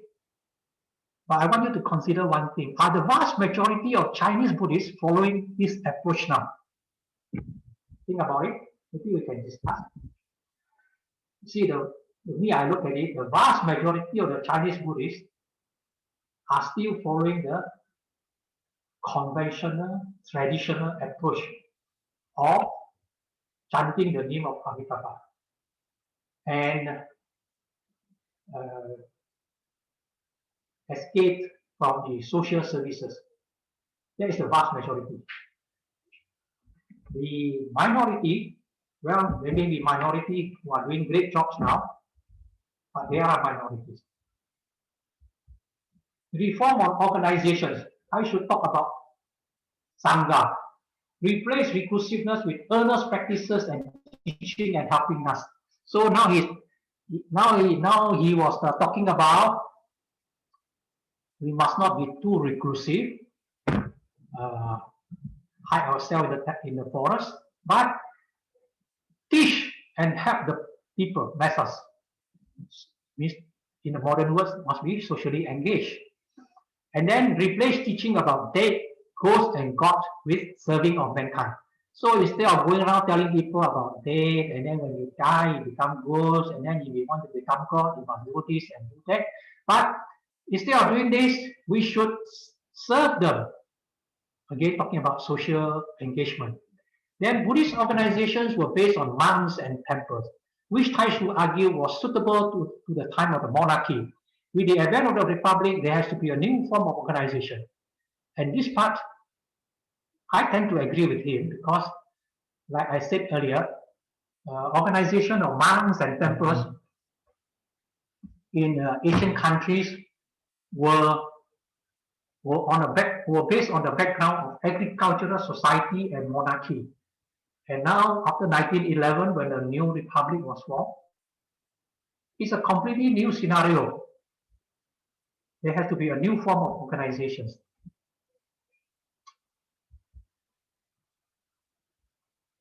But he did not advocate total abolishment of temples and monks. Rather, he proposed an all-powerful central body to regulate them. That's why immediately, and at the end of 2011 or January 1912, he met Sun Yat-sen, trying to convince him or to lobby for his support for an all-powerful central body. But like you heard earlier, in the Jing Sansi incident, that became a total failure. He also proposed a central body of lay Buddhists. So on this organizational reform, here are some information which might be helpful for you. In 1914, he proposed 800,000 nuns or nuns. In 1926, he proposed 200,000 nuns and nuns for China. But actually, these were based on the number at that time. Meaning to say, he just wanted to maintain the number of monks and nuns. It was not necessary to increase the number. So you can understand that he actually were more concerned about quality rather than quantity. And then he mentioned that his objective of his organization or Sangha reform is to become an organization that preach the Dhamma and benefit mankind, and to train monks to carry on the Buddha's dispensation. So he has got very lofty ideals. His idealism, this objective actually to have a central body. You need a power reform. You need a powerful central body to see to its achievement. But as you can observe here, his organizational reform was not successful because a central body is only possible with the government intervention or formed from within Buddhism. If the government intervened and said you must have a central body to regulate all your monks and temples, then most probably it will be done. Alternatively, the government, the central body, or a central Sangha from within Buddhism. You get all the temples to support you, and perhaps that was what he was trying to do in the Jing Sansi, get everybody to come together and form from within Buddhism. Now, the problem is to form from within, that was not part of Buddhist tradition in China. There was no central body in China throughout its 2,000 years of history. Temples were all each of its own, perhaps each sect of its own, or each temple of its own. So to form one where everybody comes together, and especially with Taishi's lofty idea that all properties become one common properties, that would have frightened away a lot of conservatives. Okay. Then to form by the government, the Republic of China at that time was just not interested. There were many other issues that the Republic of China had to endure at that time. You must understand, 1911, October 10th, Wuchang Uprising or Wuhan Uprising was only the beginning of the Republic of China. The Republic of China was not in full control, and there were a lot of warlords, internal fighting, and so on and so forth. And this dragged on until the invasion of the China and eventually the fight between the Kuomintang and the Communist Party of China. So I can say from 1911 to 1949 was a very turbulent period with a lot of internal, a lot of civil wars, warlords fighting each other. So how could be the government interested in religion? And especially so when the Republic of China, at that time, for the first time in the history of China,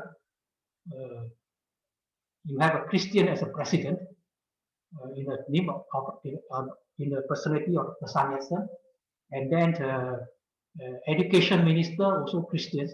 So you could imagine that there were no interest at all to help the Buddhists to come up with a national organization. But anyway, if you were to let the government intervene, then you are advocating a government and religion cooperation or amalgamation of government and religion, which was exactly the opposite of democracy advocated in the West, which actually talk about secularization, where the government and the religion must be separated. So in a way, it was good that government was not involved. So to talk about the organization things that he was talking about, after Taishi's failed attempt at the Association for the Advancement of Buddhism, that is in the Jingzhansi, in February 1912, his master Jing An formed the Buddhist Association of China on the 1st of April 1912.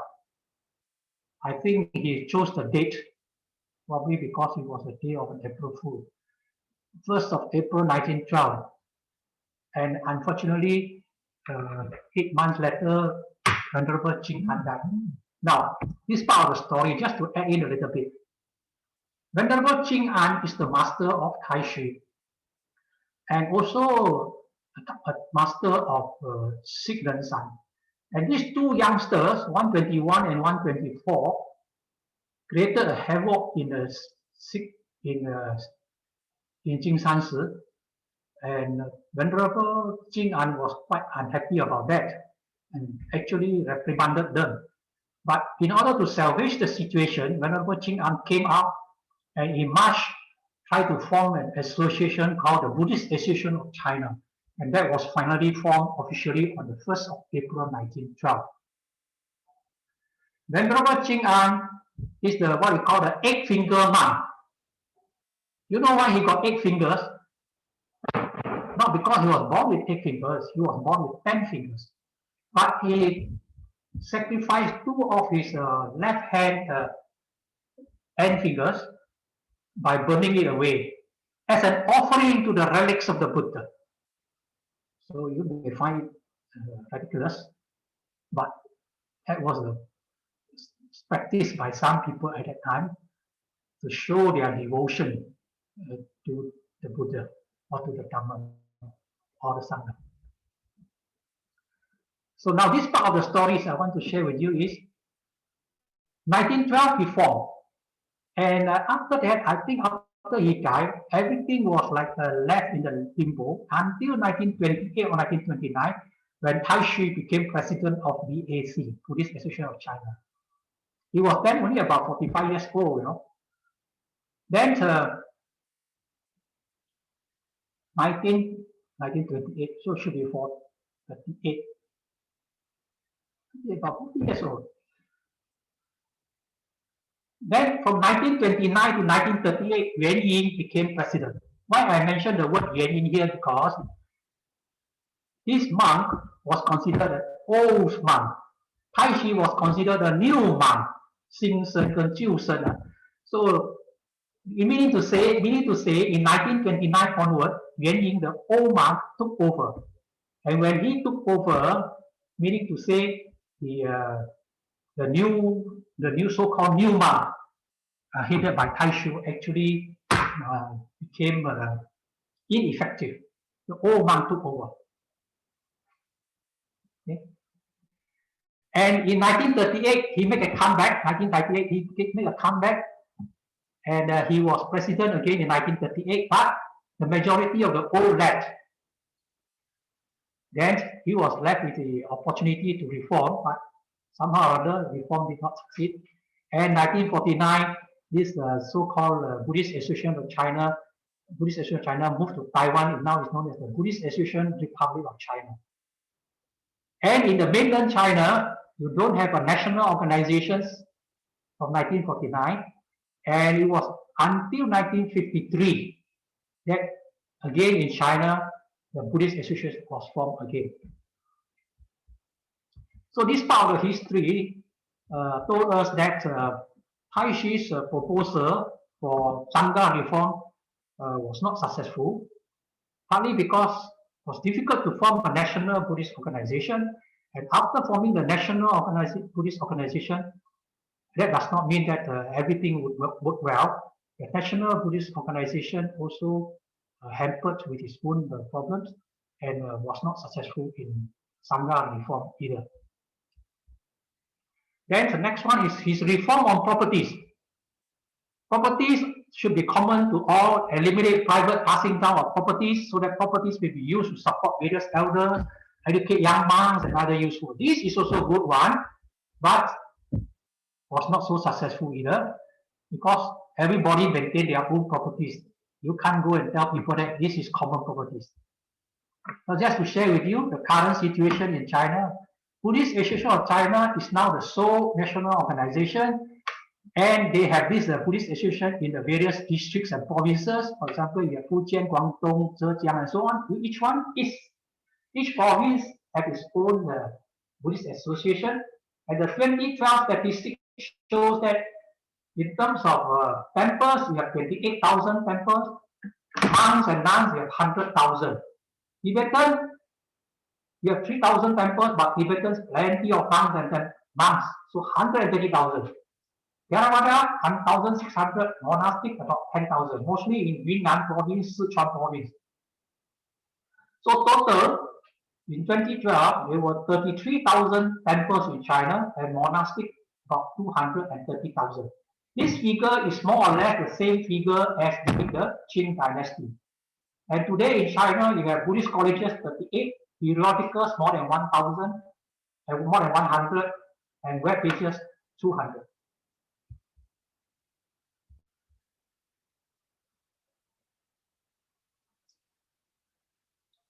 So here is another one. The three-pronged strategies of reform on teachings, form of reform and reform of property was highly successful in this proposal. Please think about this. So we will adjourn here now for the time being. Then we come back and we will talk about other issues.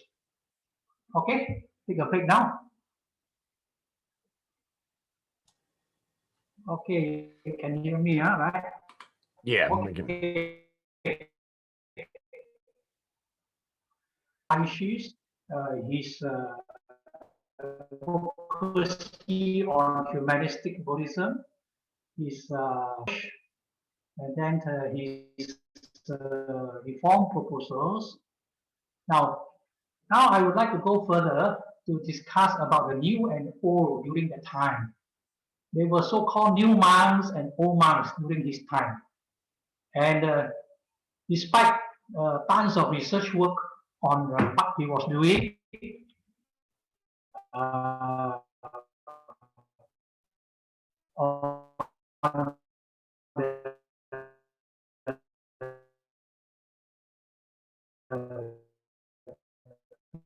new monks represent. Therefore, his reform proposals was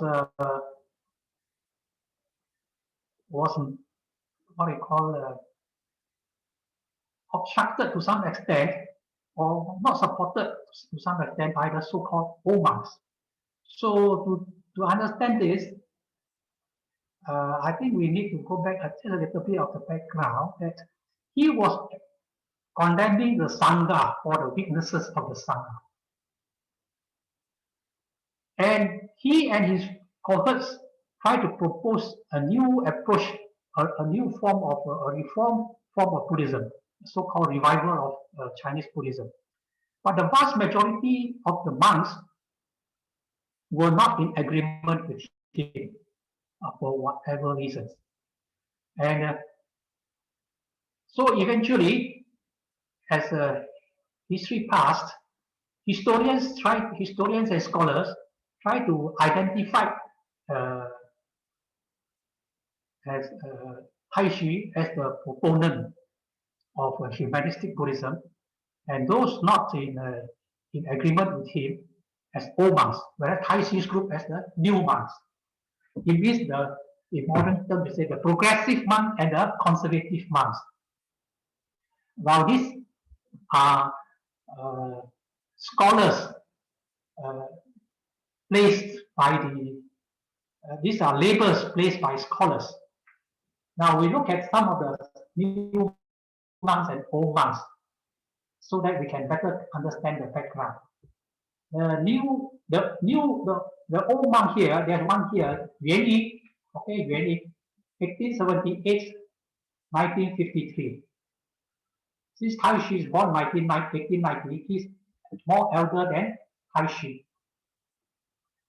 The two of them actually met much earlier, and they became so good friends. They were very much in agreement with each other over the reform of Chinese Buddhism. So they actually became like they had a ceremony to become like God brothers, God brothers, despite the fact that they are already Buddhist brothers. So this is supposed to be the elder brother, and Taishi is supposed to be the younger brothers. But later, Yuan Yi was labeled as the old schools. Yuan Yi was the chief monk of the Piloxi temple in Penang, only in name, because soon after he left Penang and went back to Shanghai, there was Japanese invasion, and he was caught there. And when the communists took over, Yuan Yi refused to follow the many other monks to flee to Taiwan. He remained in mainland China. That's why in 1953, when the Buddhist Association of China was formed, Yuan Yi was called and he was made the president of the Buddhist Association of China. So he's supposed to belong to the old school. This is one icon to represent the old school, whereas the Taishi represent the new school. But we must also not forget they were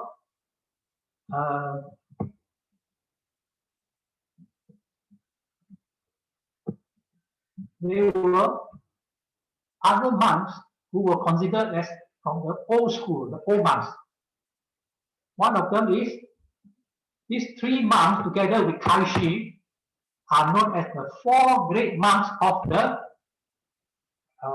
Republic period. Four great monks of the Republic period. Okay.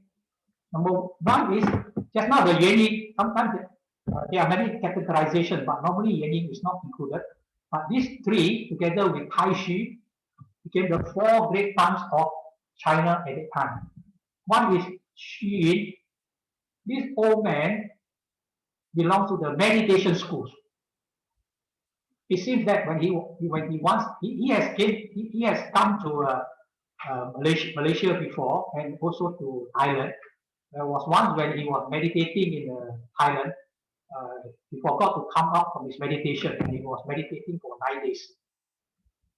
And that became a big news in Thailand. He had many followers. This monk, you look at his date of birth, 1840, 1959.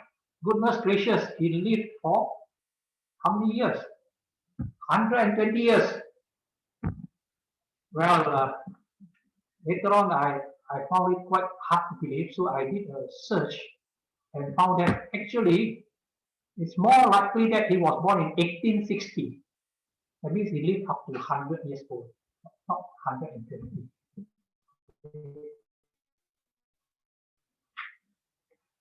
When the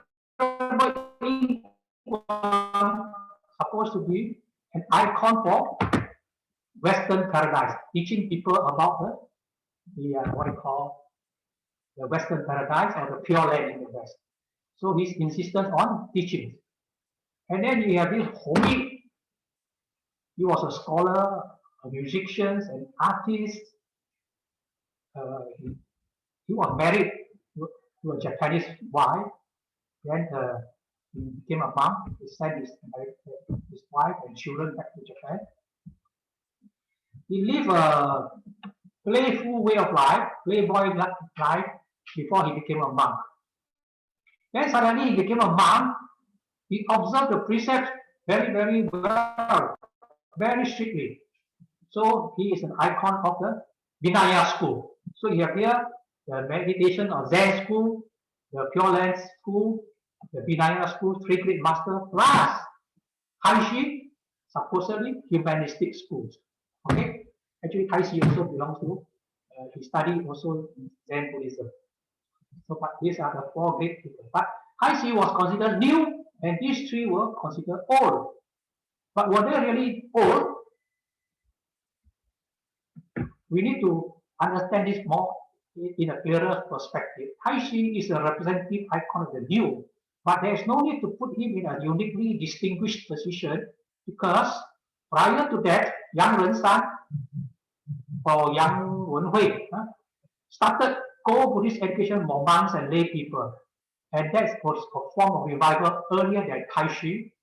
And like what Holmes Wage had mentioned, he credited Yang Rensan as the father of modern Buddhist revival in China. And also Kaishi's master Jing An, the eight-finger monk, was also pioneer in Buddhist education for monks. They were the one, he was also the one who started Buddhist colleges.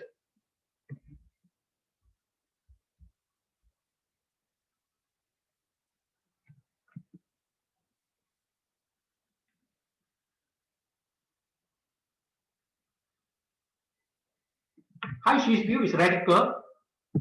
So now we look to compare the new and the old. Kaishi's view is radical and having a global perspective, because he had traveled to the West, USA, China, USA, England, the European countries, Japan, Southeast Asia. So he tended to have a global perspective. That's why he was not only advocating for a what you call reform in China, but also to have a world body. To have a world body. And his view is radical. Why I say radical? For example, when a time when everybody was having their own properties, and you came along and said, well, all these properties belongs to everybody, that was really a radical view. That was hard for the others to accept. And the old is different. The old is less radical, but and focus more on China.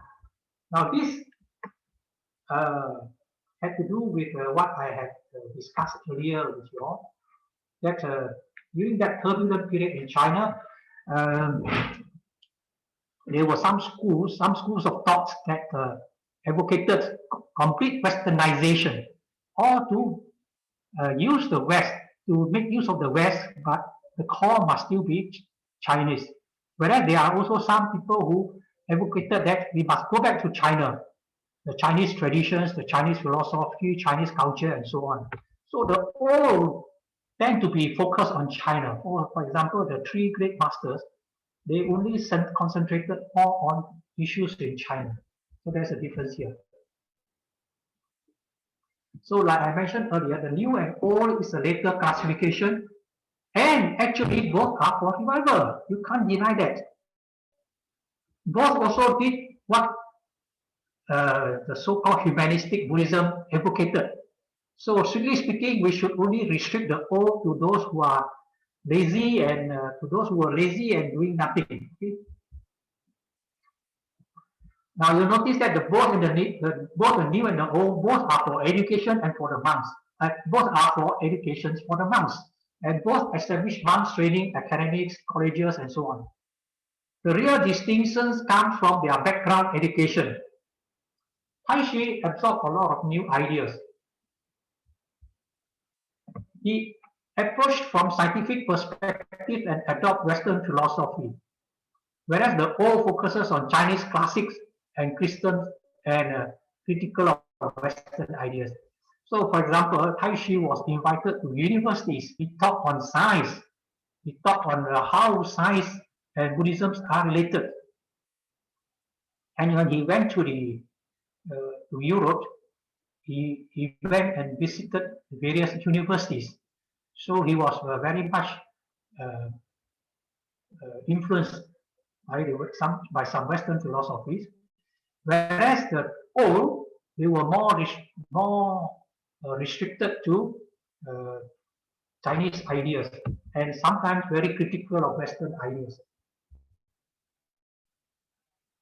So because of that, Taishi attracted scholars and students. Whereas the old attracted businessmen, the old warlords, the old scholars, and so on. So this is the main difference. So I would suggest to you that you probably go back today, tomorrow morning, you list now new and the old. What are the differences? So for example, the new advocated revival, the old also advocated revival, and the comment would be varying in approach and degree. Then probably the new one established schools, established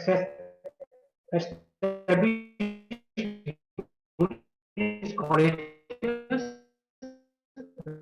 all also established Buddhist colleges.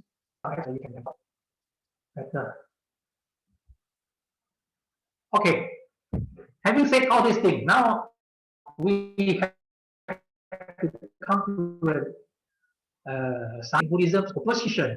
Don't think, despite the fact that now there are tons of research work on humanistic Buddhism, and everybody like to carry the banner of humanistic Buddhism. Humanistic Buddhism was in fact opposed right from the beginning. Liang Shuming, he criticized Taishi's endeavor for Buddhist reform. Confucianism and Buddhism are just opposite in one aspect. Confucianism and Buddhism are just the opposite. Confucianism is about this world, Buddhism about the other world. The former focuses on the practical life, this world, and does not deal with things beyond this life. So Confucianism, like I mentioned earlier to you, does not deal with things beyond this life. Whereas the later Buddhism focuses on things beyond this world and does not touch upon the present life. Therefore, Buddhism has no room to play its role in modern world. Liang Shuming is a Neo-Confucianism. Then he mentioned those who want to bring Buddhism back to society have made plans to transform Buddhism. He was mentioning those people who were involved. I remember Venerable Taishi wrote an article entitled Ren Tian Chen in Haichaoying. He wants to expand Buddhism in the practical life. I seem to remember also that Mr. Liu Renhang and some gentlemen discussed the same idea, bring Buddhism back to the present life. And then Liang Shuming continued to mention Due to his failure to see the essence of Buddhism, Liang Gong, also known as Liang Qizhao, I said, Chinese have so many names. Liang Gong, Liang Qizhao, also say that Chan Buddhism could be called Buddhism in use in the world, means the applied Buddhism in the present world. Liang Gong has often talked of using Buddhism in the world. He visited me raising the issue of how to transform the aristocratic Buddhism into civilized Buddhism so that all people could make use of it. Then Liang Shubing concluded, in my opinion, this reform is simply impossible. Even if it is possible, it is no longer true Buddhism. So there was opposition for it.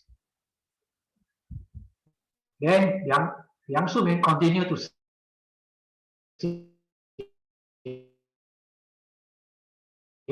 when I Zhang Taiyan in Shanghai, the illiterate, among the illiterates.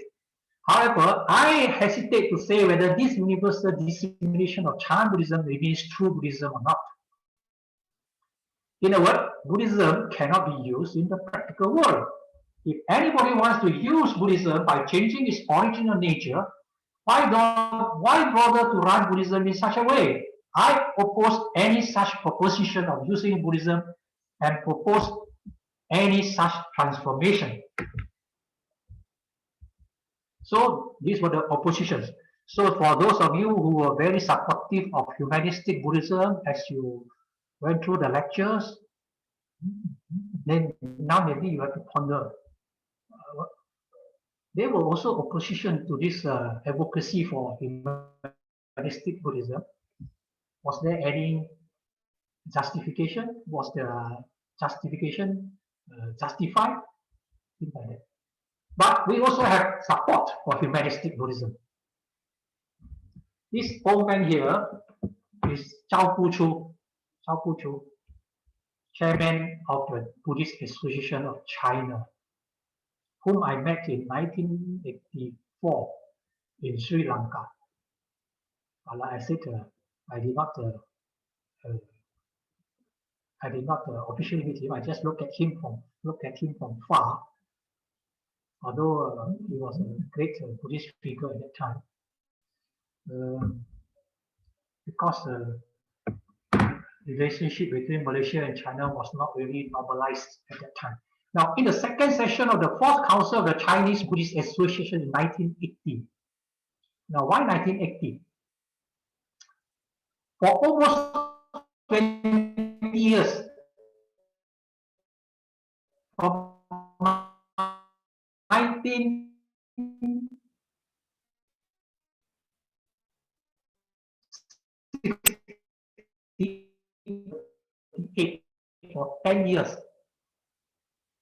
Back from the 1960s or 1950, because with the subsequent cultural revolution, that was spearheaded by Mao Zedong, all religions were cruelly suppressed, Buddhism included.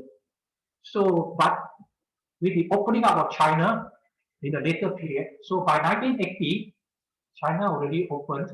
In the second session of the Fourth Council of the Chinese Buddhist Association, Zhao Puchu made a report in which he actually highlighted humanistic Buddhism.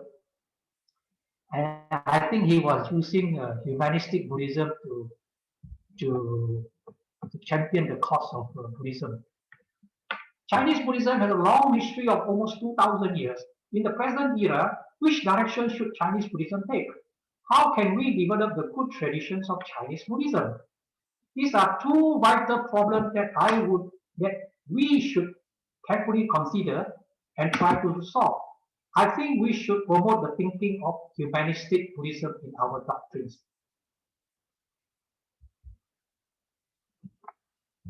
Then he mentioned, the essential contents of humanistic Buddhism consist of the 5 precepts, the 10 kindness or 10 kusala karma, 10 wholesome deeds, the 4 all embracing virtues, the Sangha too, the four Sisafa, Sangha, the four embracing virtues. And the six things that ferry one beyond the sea of mortality to Japan, the sixth param. Okay, that is the essential contents of Humanistic Buddhism. The Agama Sutta says that the Buddha and other Buddhas were born in this world. The Sutra of Huainan, Grandmaster Zen, says Buddhism is in the world. It is not realized apart from the world. Seeking enlightenment apart from the world is like looking for horns on a hare. So we should promote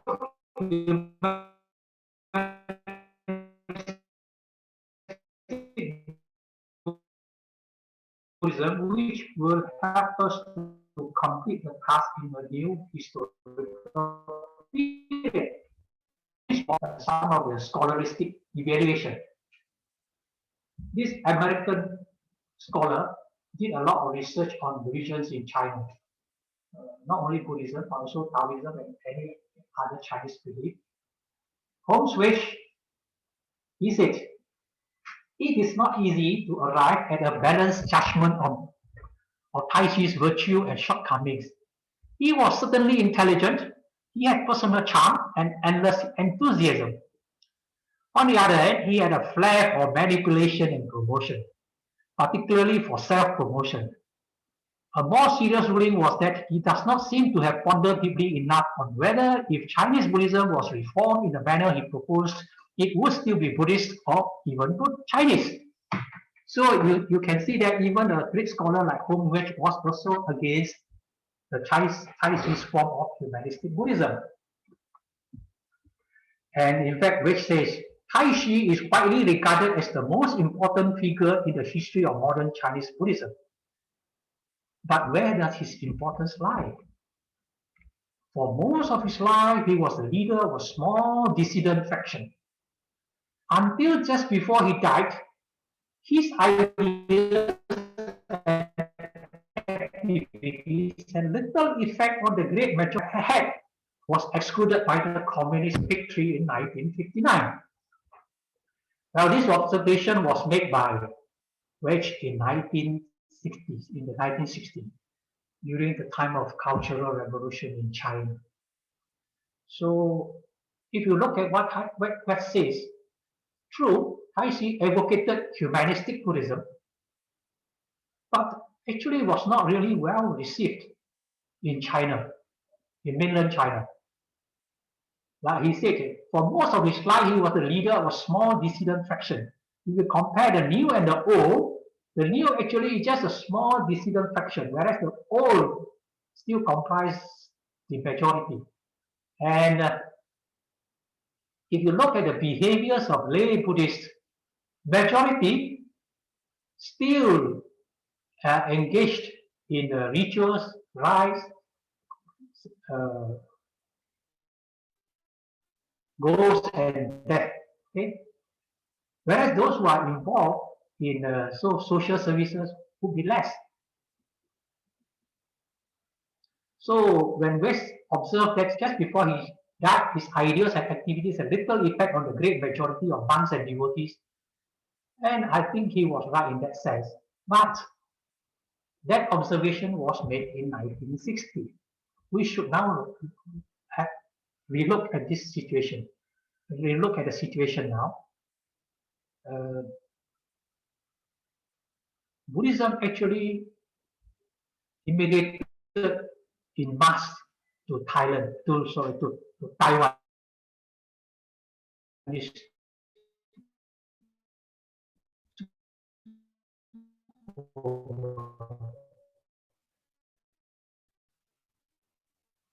And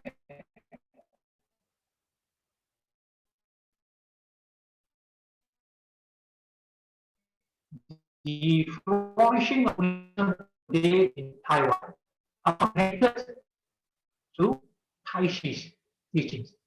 So after he passed away, you might be considered successful later on when you are no more around in this world.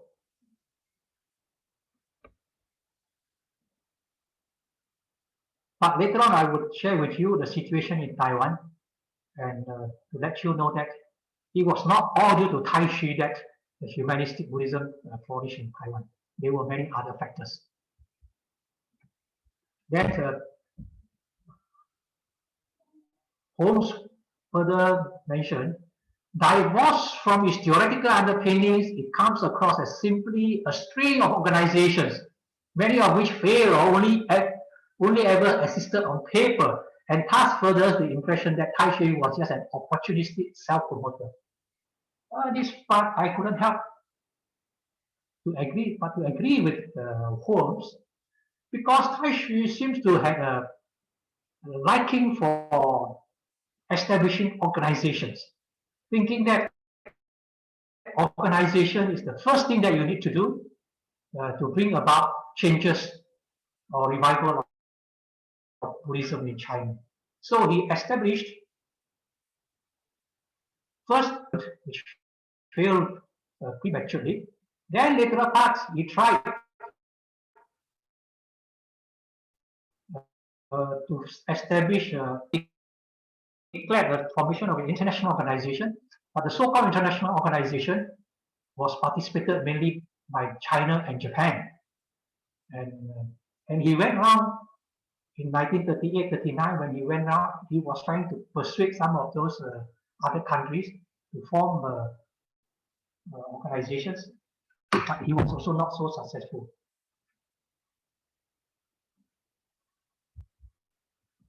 Another scholar, R. Callahan's 1952 paper, Tai Chi and the New Buddhist Movement. He credits Tai Chi's popularity to its imaginative and inspiring apologetics rather than any originality or innovation. So this is, I don't know whether it's a credit or discredit.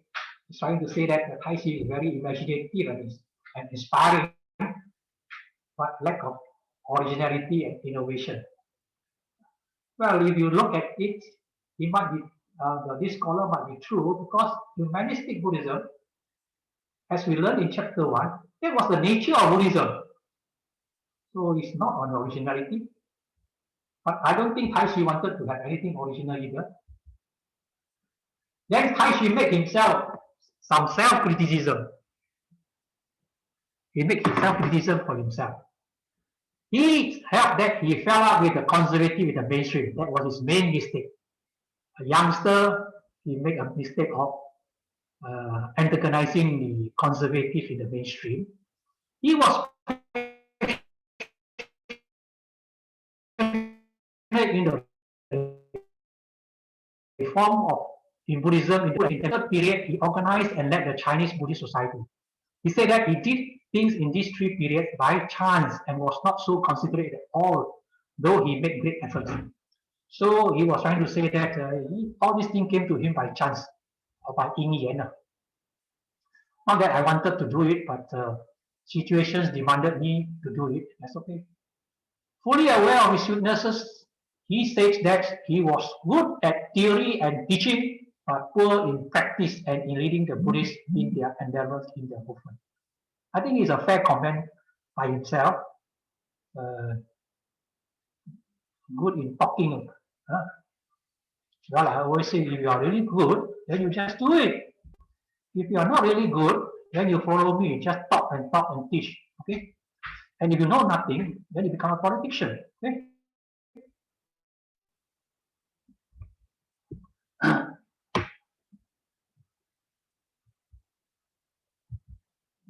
So this is my brief evaluation of the humanistic Buddhism by Tai Chi in China at that time. My observation is that Tai Chi reform was propelled by the social political climate at that time. There was no other choice, and reform was the norm. Being a revolutionist, he was involved in political movement, even in his capacity as a monk. He was very much in the idea of reform to bring about a new lease of life to Buddhism.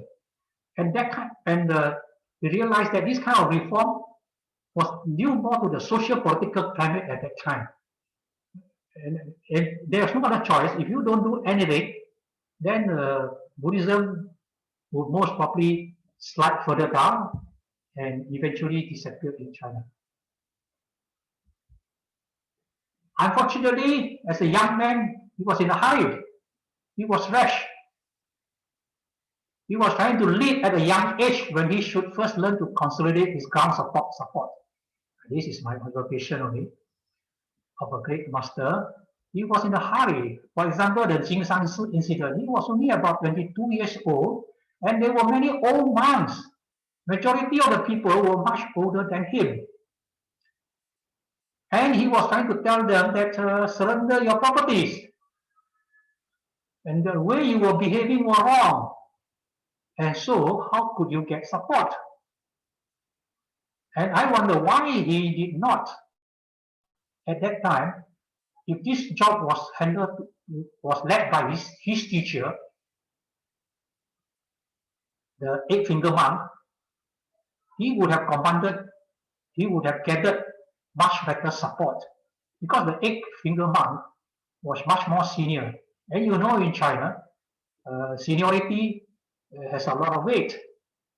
And then for a youngster like him and Sikh son, this trying to do things in a hurry actually caused a big backslash, which tremendously damaged the future endeavor. And I also observed that Taishu's reform proposal at times seemed too inclined to the secular world. For example, he even talked about changing the monks' attire, changing the monks of the names of the hall within the temples. The main shrine hall in China had always been named as Da Xiong Bao Dian. Da Xiong Bao Dian, the grand hall, okay? The grand hall. And he suggested change it to Li Tang, ceremonial hall, ceremony hall. Anything can be done there, you see. So this provided grounds for the old to object him, saying that he was against all the traditions and the ancestors' practices. Well, in my view, there are greater things that you could do, and there are small things that is really immaterial. Whether you change monks' materials, whether you change monks' attire, or you change the names of the temples hall, those were not really material or critical at that time. But if you try to change small things, then you could change other small things that were not seen to be so antagonistic to the old generation. Okay? And my next observation is his failure to lobby support is a show of his lack of leadership. Leadership is not merely about lofty ideas, but how to convince others to accept those ideas. So this young man was trying to convince, to sort of force others to accept these ideas. I call this a youthful romantic idealism. Well, a lot of youngsters have this problem. As you grow old, you can talk like this, but when you were young, you also behaved that way. When I was young, I also behaved that way. So this was my observation. Some of the things that we can discuss, we can think about is Holmes Wedge contended that Taishu's thoughts were not well received or responded, while his institutional works are mostly failures. So you can do an evaluation on what Holmes said and give your reasons. Okay? Or the other thing that you can talk about is the significance of a given reform does not depend on the success or failure of its institution. Now, this one you can discuss in the sense that Taishu proposed a reform. And to propose those reforms, he instituted a number of institutions, associations, or even colleges and universities. Colleges. By the way, he even started a university. Anyway, but all these institutions fail. And so because of that, people say, because your institutions fail, your reform failed. But is it really true? Because sometimes the institutions can fail, but the thoughts, the ideas can continue to creep and infuse into later institutions that emerge later and bring about reform. So some scholars tend to say that Taishu's ideas and his institutions were failures during this time, but it managed to creep into later institutions in Taiwan after 1949 and surfaced in the 1970s onwards in Taiwan. So this is again something that we can think about. Okay. So okay, now it's already 11 o'clock. So and I have completed the lectures on Tai Chi. There are a number of things that we need to think about, not just to accept humanistic Buddhism as communicated by him, but we can think about it. And perhaps when we resume 12 hours later, we can begin with some discussions. Do you have any ideas about Tai Chi? Because this is actually the core of the humanistic Buddhism. We begin to now enter the core, the essence of humanistic Buddhism. Okay? The first 3-4 chapters were more of an introduction and ground preparation. Now we are in the core. So you think about all these issues. I have given you some ideas also. Then if you have some feedback, when we resume, straight away we talk about this, then I will continue with the rest. Okay.